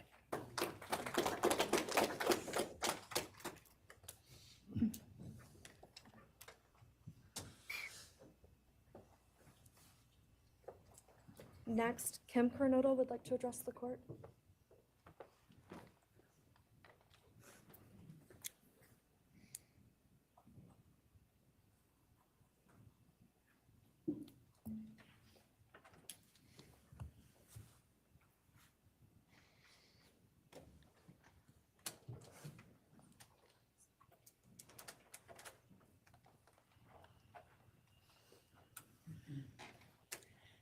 Thank you, Your Honor. My name is Kim Coronado. I am Xana's aunt. Let's move this along, people. Come on. I was very blessed to have her in my life, in our family. And I thought I had everything in my head, what I wanted to say, but it kind of went out. And I'm always looking for the positive thing, because evil, hate can destroy people. And that's what it started doing with our family. It created anger with our family members. And then I had to look, because Santa was everything that the media, her friends said.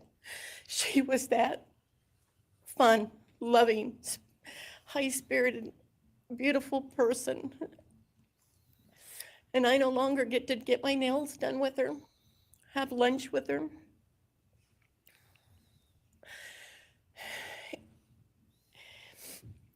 Sorry. But how I look at it now is this tragedy, this horrible tragedy on all of the 4 children, has brought us closer. You united us with your actions. We're united now, and we're stronger than ever. Good night, Amy. We have family and friends now that we See you never later. knew we had. And, you know, this is probably going to bother everybody, but Brian, I'm here today to tell you I have forgiven you, because I no longer could live with that hate in my heart. And for me to become a better person, I have forgiven you. And anytime you want to talk and tell me what happened, get my number. I'm here, no judgment, because I do have answers or questions that I want you to answer. And I'm here. I'll be that one that'll listen to you. Okay? Thank you, Your Honor. Thank you very much. My name is Stratton Knodel, and I'm Xana's uncle, Jeff's brother.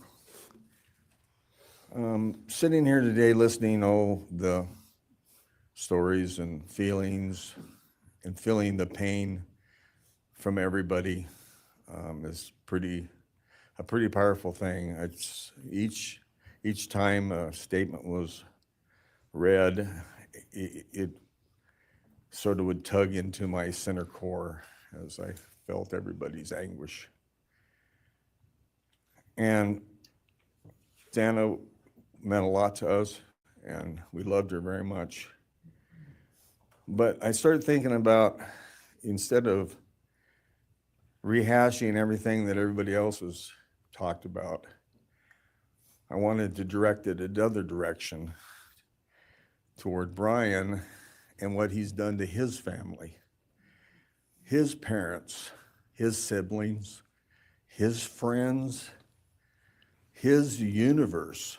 He has contaminated, tainted their family name, and pretty much made a horrible, miserable thing to be ever related to him. And I know that that's what he has to live with, and that has to be his pain. And that's all I have to say. Thank you.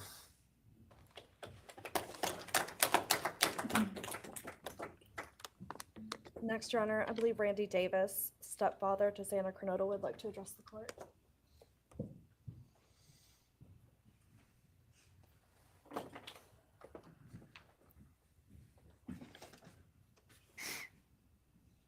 Hi, my name's Randy, stepdad of Xana.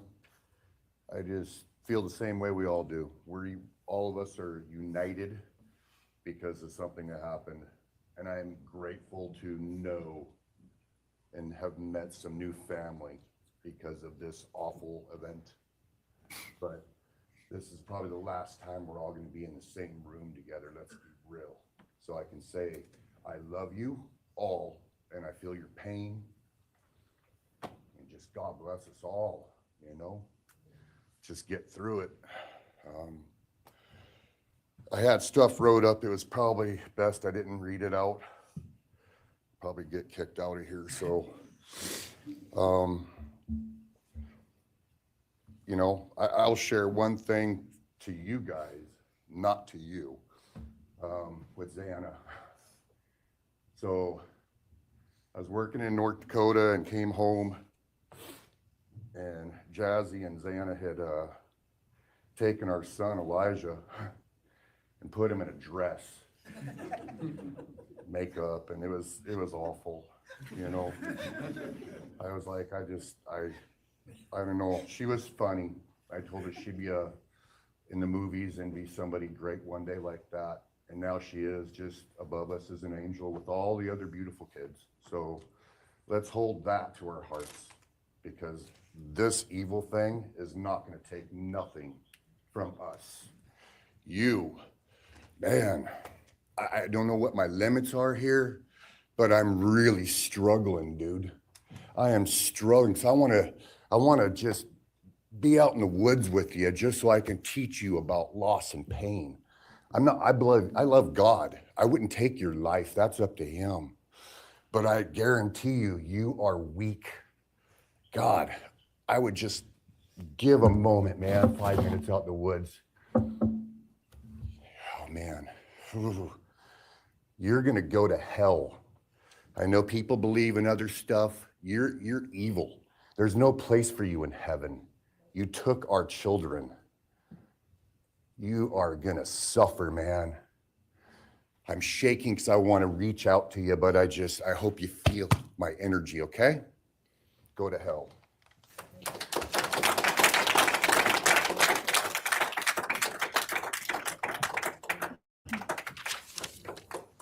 All right. I guess more applause, and I joined in Next that time. is So, Karen Northington, Xana's mother.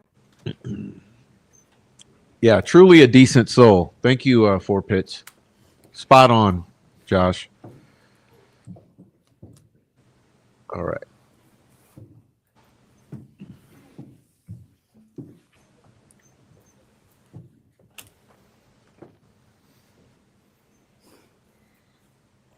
I'm Karen Northington. I am Xana Kernodle's mother. This letter is to you, really. Mama. It is for my daughter, who was murdered by you. Today I stand before you, the man who is responsible for murdering my beautiful daughter, Xana Kernodle. My daughter was beautiful both inside and out. She possessed love for those around her and had a light so bright it will live on forever in our hearts. She brought joy and laughter to her friends, her family, and anyone in her presence. Our Lord and Savior, Jesus Christ, now has her in his loving arms in heaven, where she can never be harmed ever again for eternity. Because of her, I came to know my Lord and Savior, Jesus Christ. Because of her, many will come to Christ.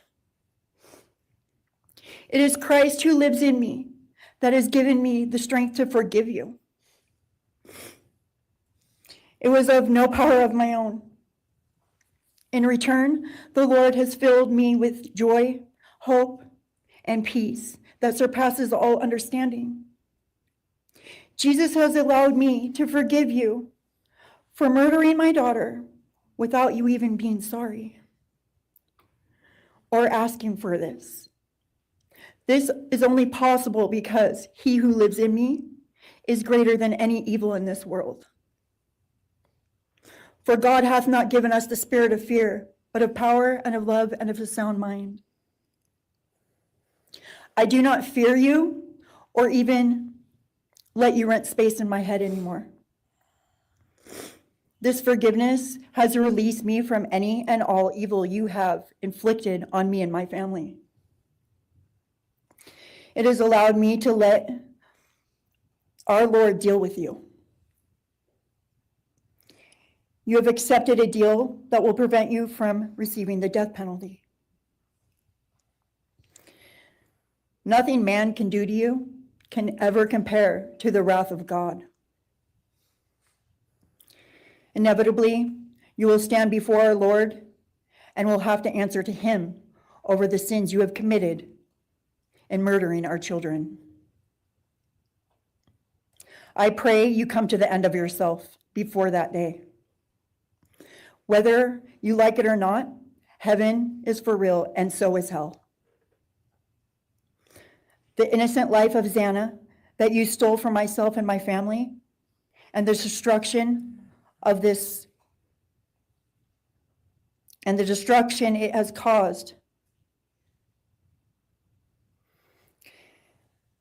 I am washing my hands of you and turning you over to my Lord and Savior Jesus Christ, whom vengeance belongs to. In closing, I want to read a passage from the Bible, Ephesians 6, King James Version. Finally, my brethren, be strong in the Lord and then in the power of his might.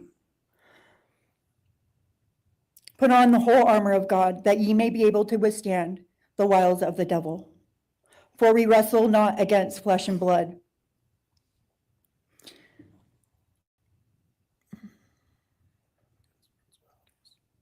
For we wrestle not against flesh and blood, but against principalities, against powers, against the rulers of the darkness of this world, against spiritual wickedness in high places. Wherefore, against principalities and powers. take unto you the whole armor of God, that ye may be able to withstand in the evil day, that ye may be able to stand in the evil day.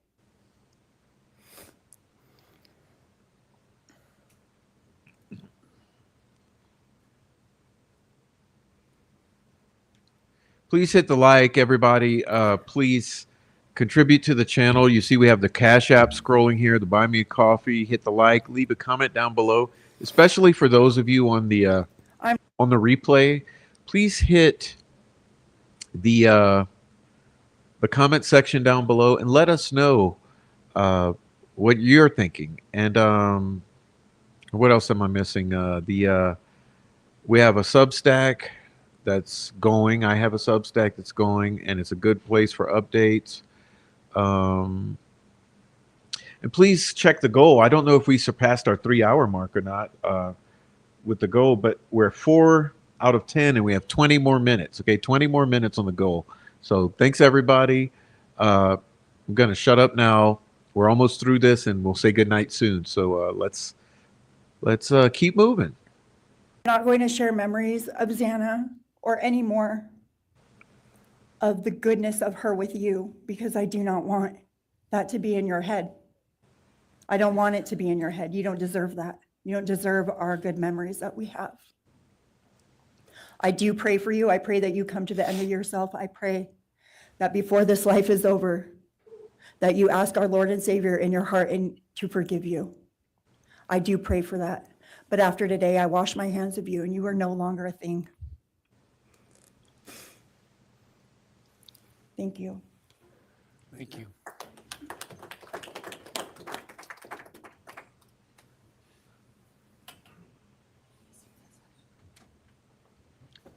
Come on, let's move this along. I don't believe this state has any Move the feet. Move your feet. Come on. Shuffle. Shuffle.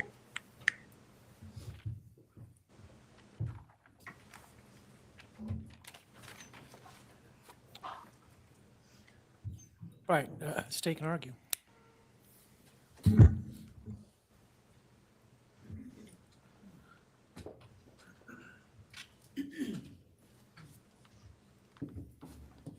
Thank you, Your Honor.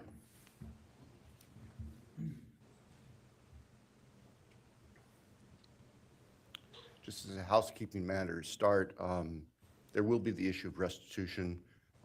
That is, the documentation is being gathered, and we ask the court would defer that for 30 days so we can present it in an orderly fashion and make sure it's comprehensive for everyone. Any objection to leaving restitution open in 60 days? All right. Thank you, Your Honor.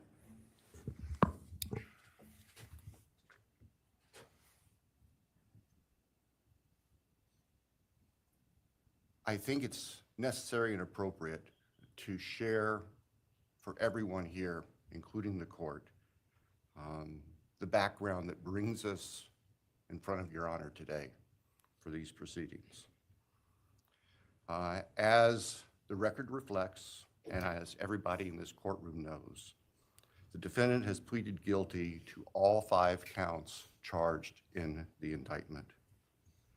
Under oath before Your Honor, he has admitted that the charges against him are true. He has reassured the court that he has not been coerced or threatened to make those admissions. And Your Honor did an extraordinary job in taking the pleas back on July 2nd. We appreciate the court's discipline and insight. Not coerced or pressured. The defendant has also waived appeal All on 5 a counts. multitude of rulings from this court and Your Honor's predecessor in Latah County on dozens, literally dozens of motions seeking to dismiss the case, seeking to control or limit evidence, seeking to offer evidence that would not be appropriate. And we appreciate the court's consistent rulings based on the law, based on the facts. As Your Honor will recall, on June 18th, it's just really not that long ago, we appeared before this court for arguments on what became the defendant's final motions to this court. Motion where they wanted to offer evidence suggesting that other people were responsible for the defendant's actions, and the motion seeking essentially an indefinite continuance of the trial. It was readily apparent to all of us in the courtroom from Your Honor's comments that those motions were not going to be granted.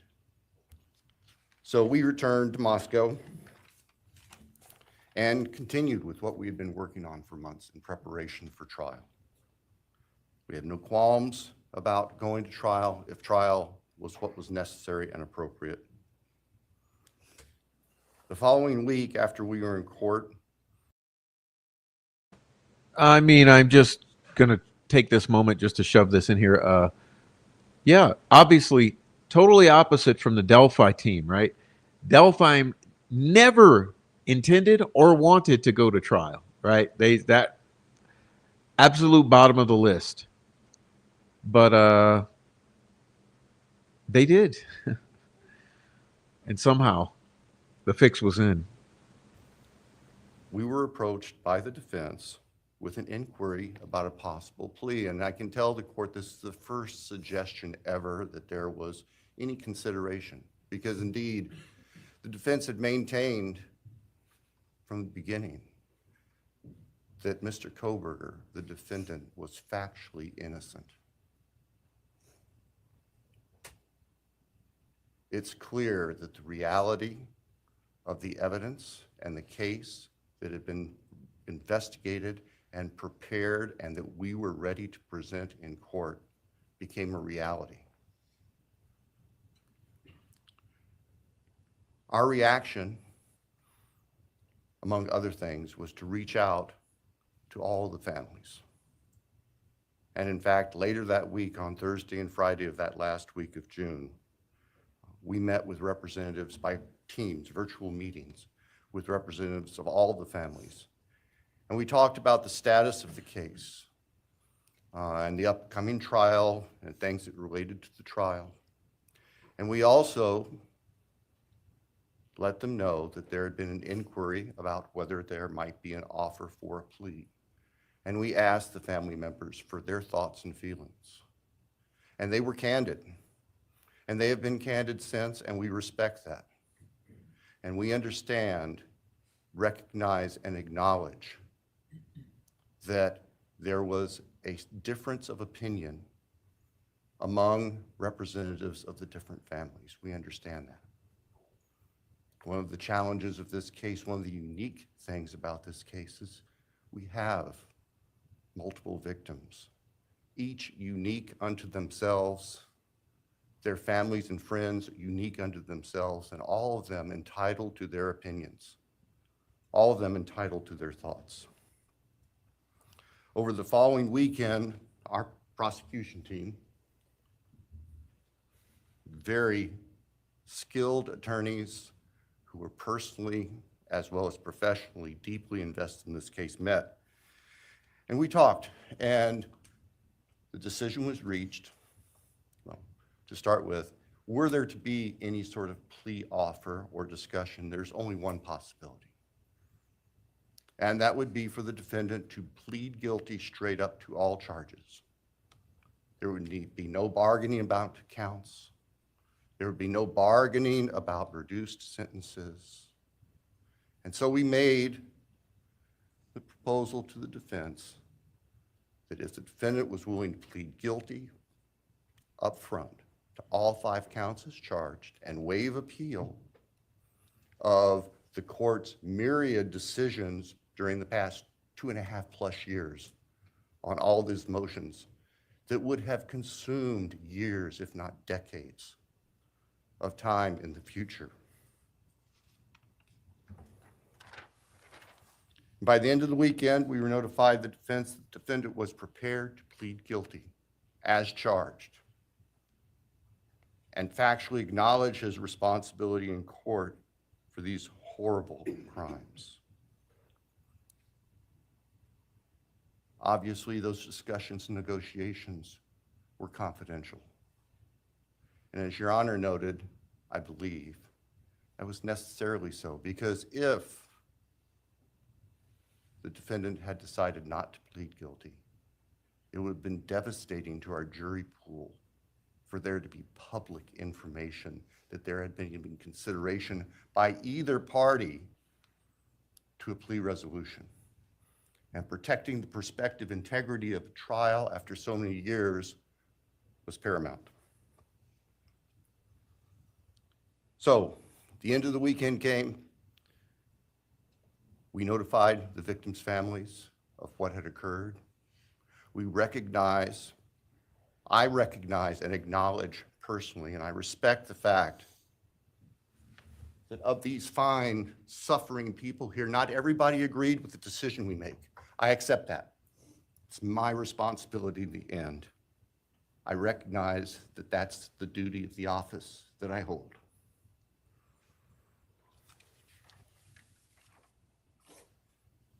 So now,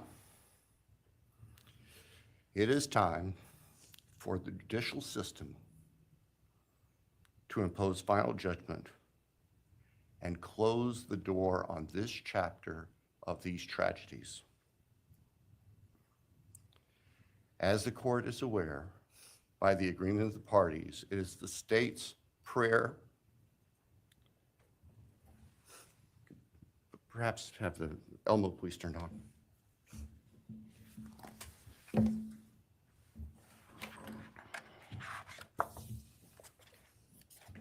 Thank you. That on count 1, the felony burglary, that the court sentenced the defendant to the maximum period of 10 years fixed in the custody. All right, I'm not trying to be too annoying and keep stopping, but I think it's important to listen to this part, right? Let's compare the recommended sentencing with the actual, so just momentarily, okay? of the Idaho Department of Correction.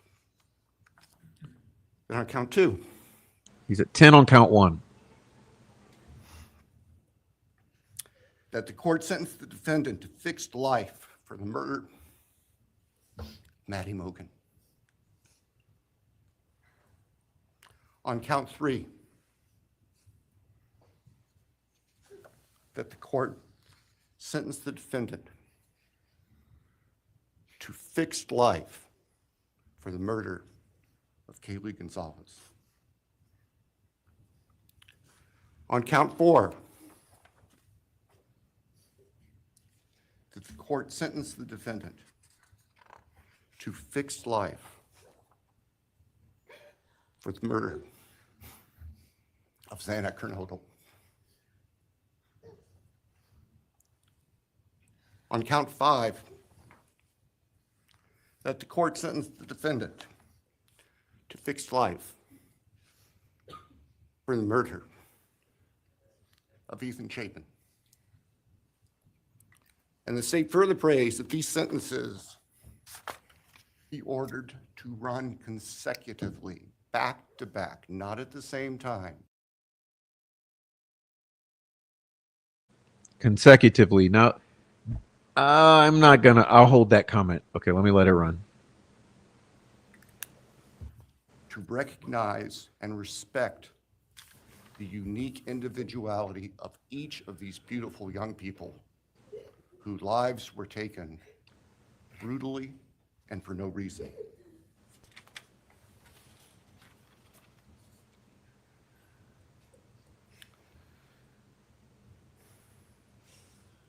And hopefully now, as we have heard earlier this morning, it is time to afford the families and the friends and the community and the state of Idaho and the nation and the world to move forward. We can't undo, and we can never undo, the horror of what occurred on the early morning hours of November 13th, 2022 at 1122 King Street in Moscow, Idaho.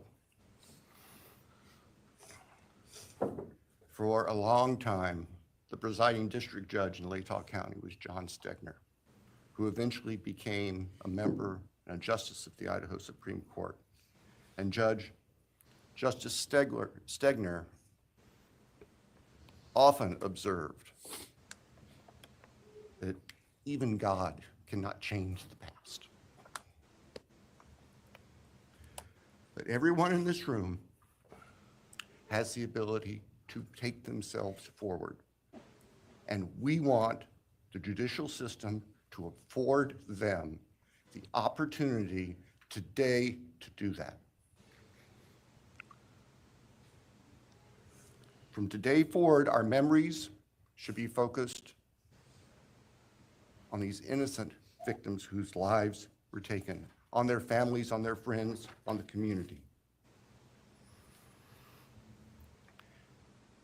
The court has heard discussion, talk today, reminiscences today about a special family that our victims shared, not just their natural, legal, and biological families, not just their university family within their sororities, for example.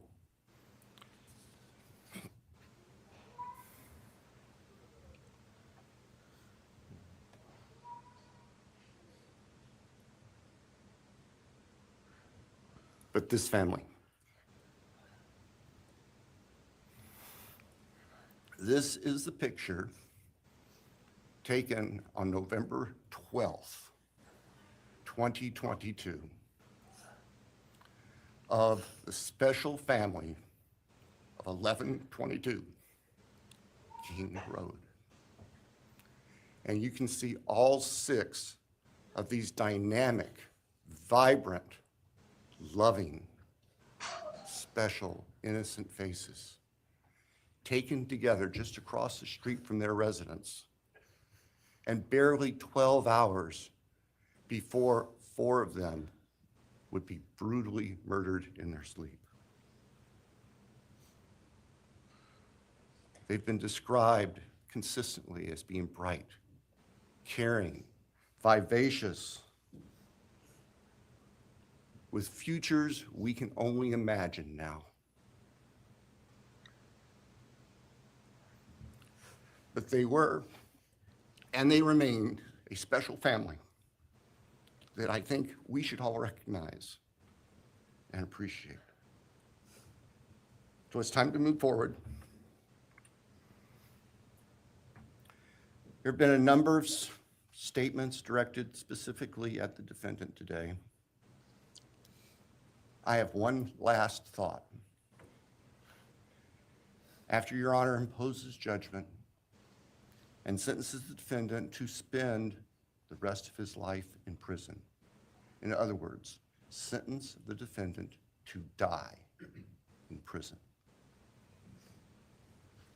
he's going to stand up in the belly chains and leg irons that he's wearing today, and he's going to be escorted into the custody of the Idaho Department of Correction. And the door will close behind him forever. That is the closure that we seek,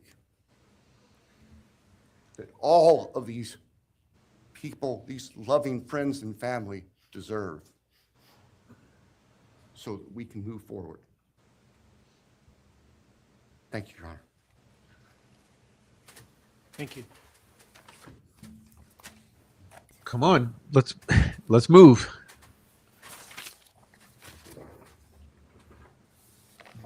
All right, does the defense have evidence to present today? All right. Does defense wish to make argument today?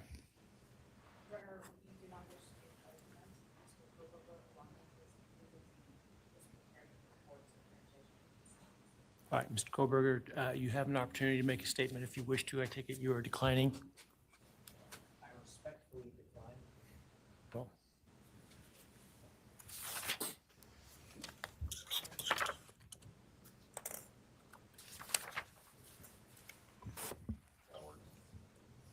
please.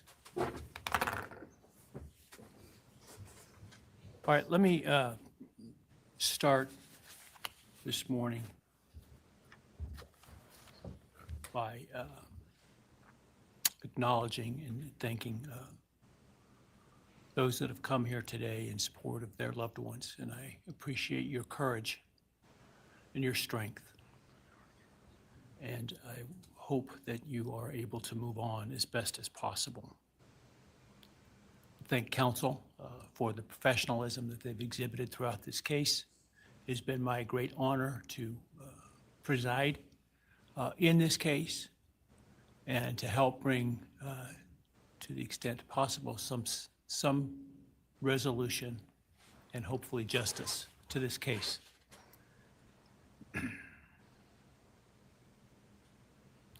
During the quiet morning hours of November 13, 2022, a faceless coward breached the tranquility of 6 beautiful young people and senselessly slaughtered them, 4 of them. Who committed this unspeakable evil was unknown for several weeks, but due to the killer's incompetence and outstanding police work by numerous local, state, and federal law enforcement agencies, the person that slithered through that sliding glass door at 1122 King Road now stands before the world and this court unmasked. This unfathomable and senseless act of evil has caused immeasurable pain and loss.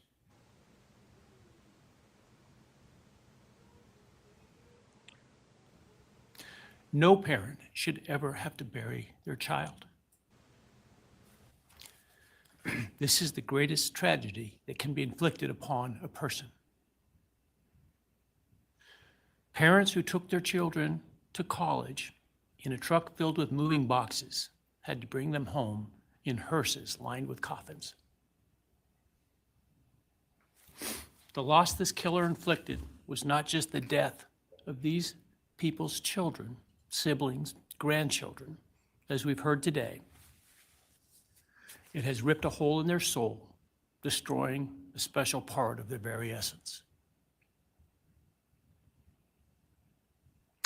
Any person who is a parent defines themselves foremost as such.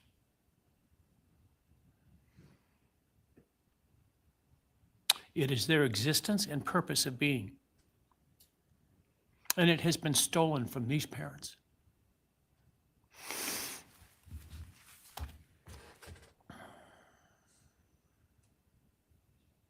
None of us have experienced the loss these victims have in the unspeakable way that they have. And therefore, none of us can, nor should we, question the way in which they have handled their loss. Whether that be in private mourning, removed as far as possible from this media circus, or in front of a camera demanding retribution with the loudest megaphone. I've listened intently to the stories and pain that have been shared today, with great awe at the courage and resilience of the surviving family members of those wonderful children. I've listened also to the surviving roommates, both in person and through their friends. And I can't think of how, frankly, courageous they have been despite the hell that they have faced by uncaring people who have come up with all kinds of crazy theories about two kids simply being kids. The parents, siblings, and other family members who have spoken today are designated as victims in our legal system. But going forward, I hope that they can shed that label, as it gives too much power to the evil that condemned them to that role. They are and should be known as survivors, fighters, and foremost as witnesses to the tremendous lives of value and unbounded promise of these four young people.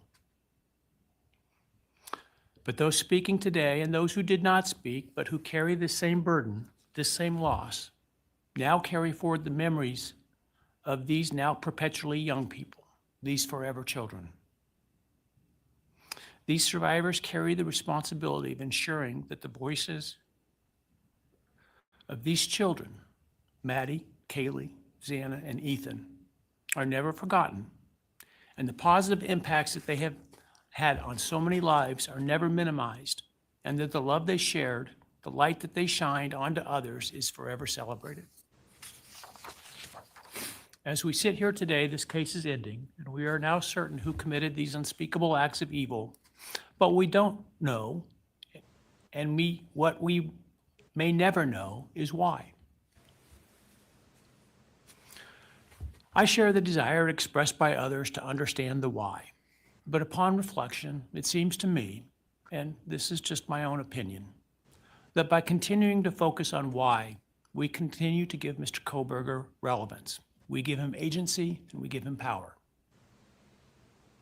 The need to know what is inherently not understandable makes us dependent upon the defendant to provide us with a reason, and that gives him the spotlight, the attention, and the power he appears to crave. Yet even if I could force him to speak, which legally I cannot, how could anyone ever be assured that what he speaks is the truth?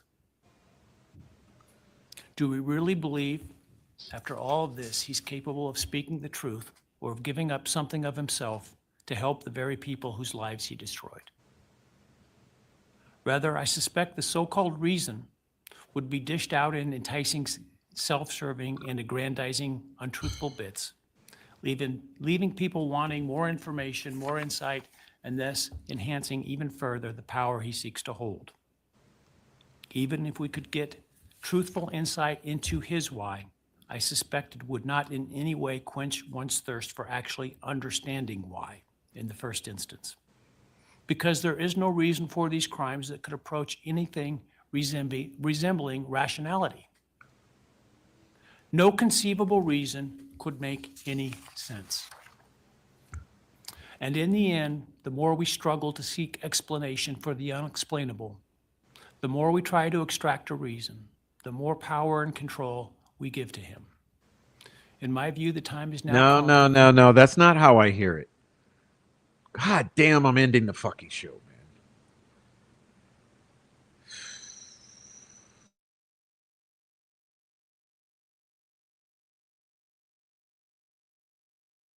man. Mr. Kohlberger's 15 minutes of fame. It's time that he be consigned to the ignominy and isolation of perpetual incarceration.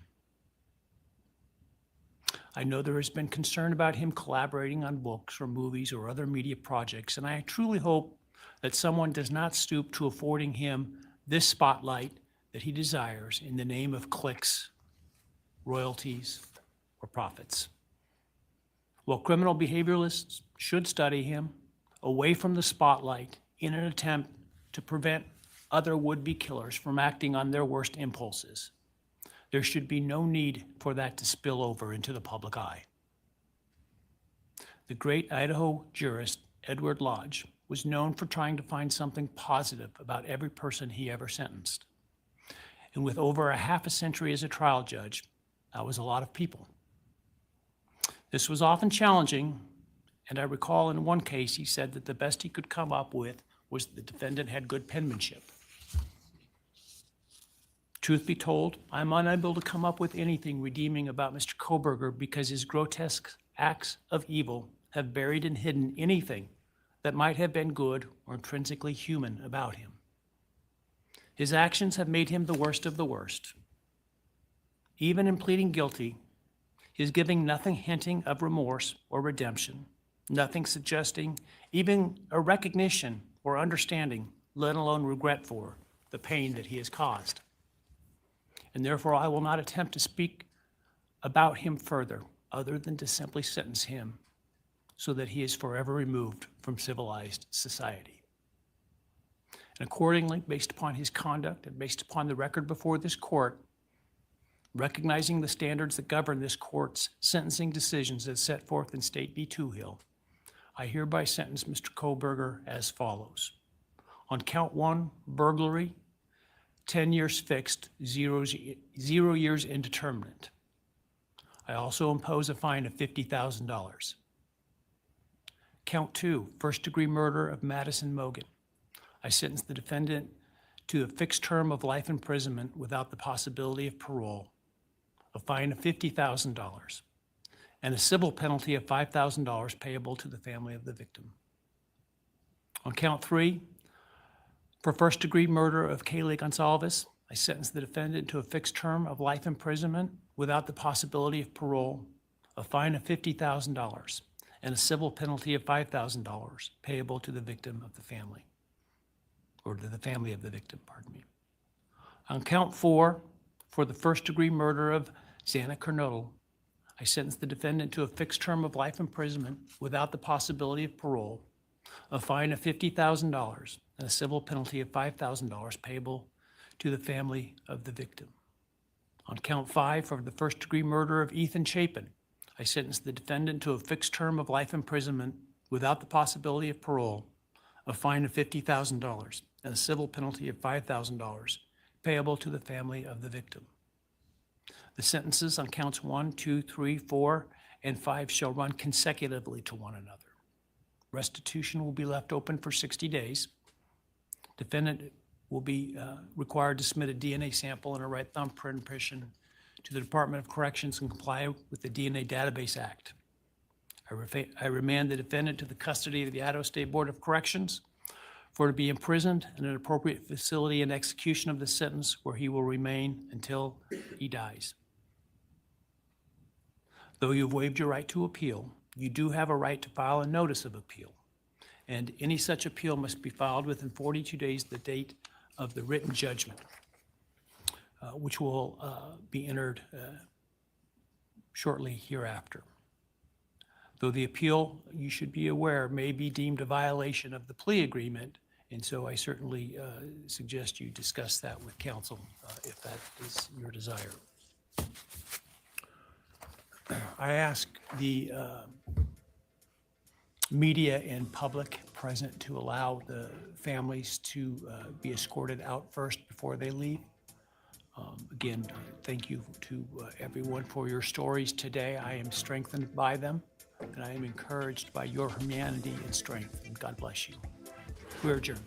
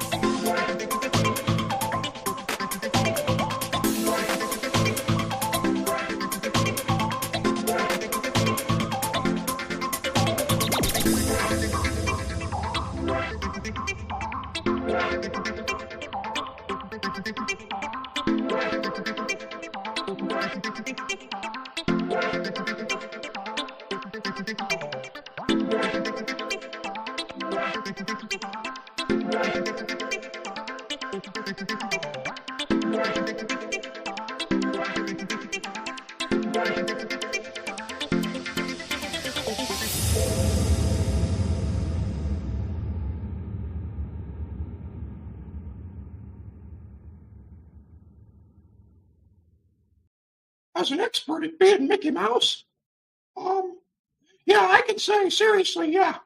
Yeah, you're right, Rick. This is some Mickey Mouse bullshit. Thanks, Mickey. Hey, how's Donald? He's still on the stuff. Yeah,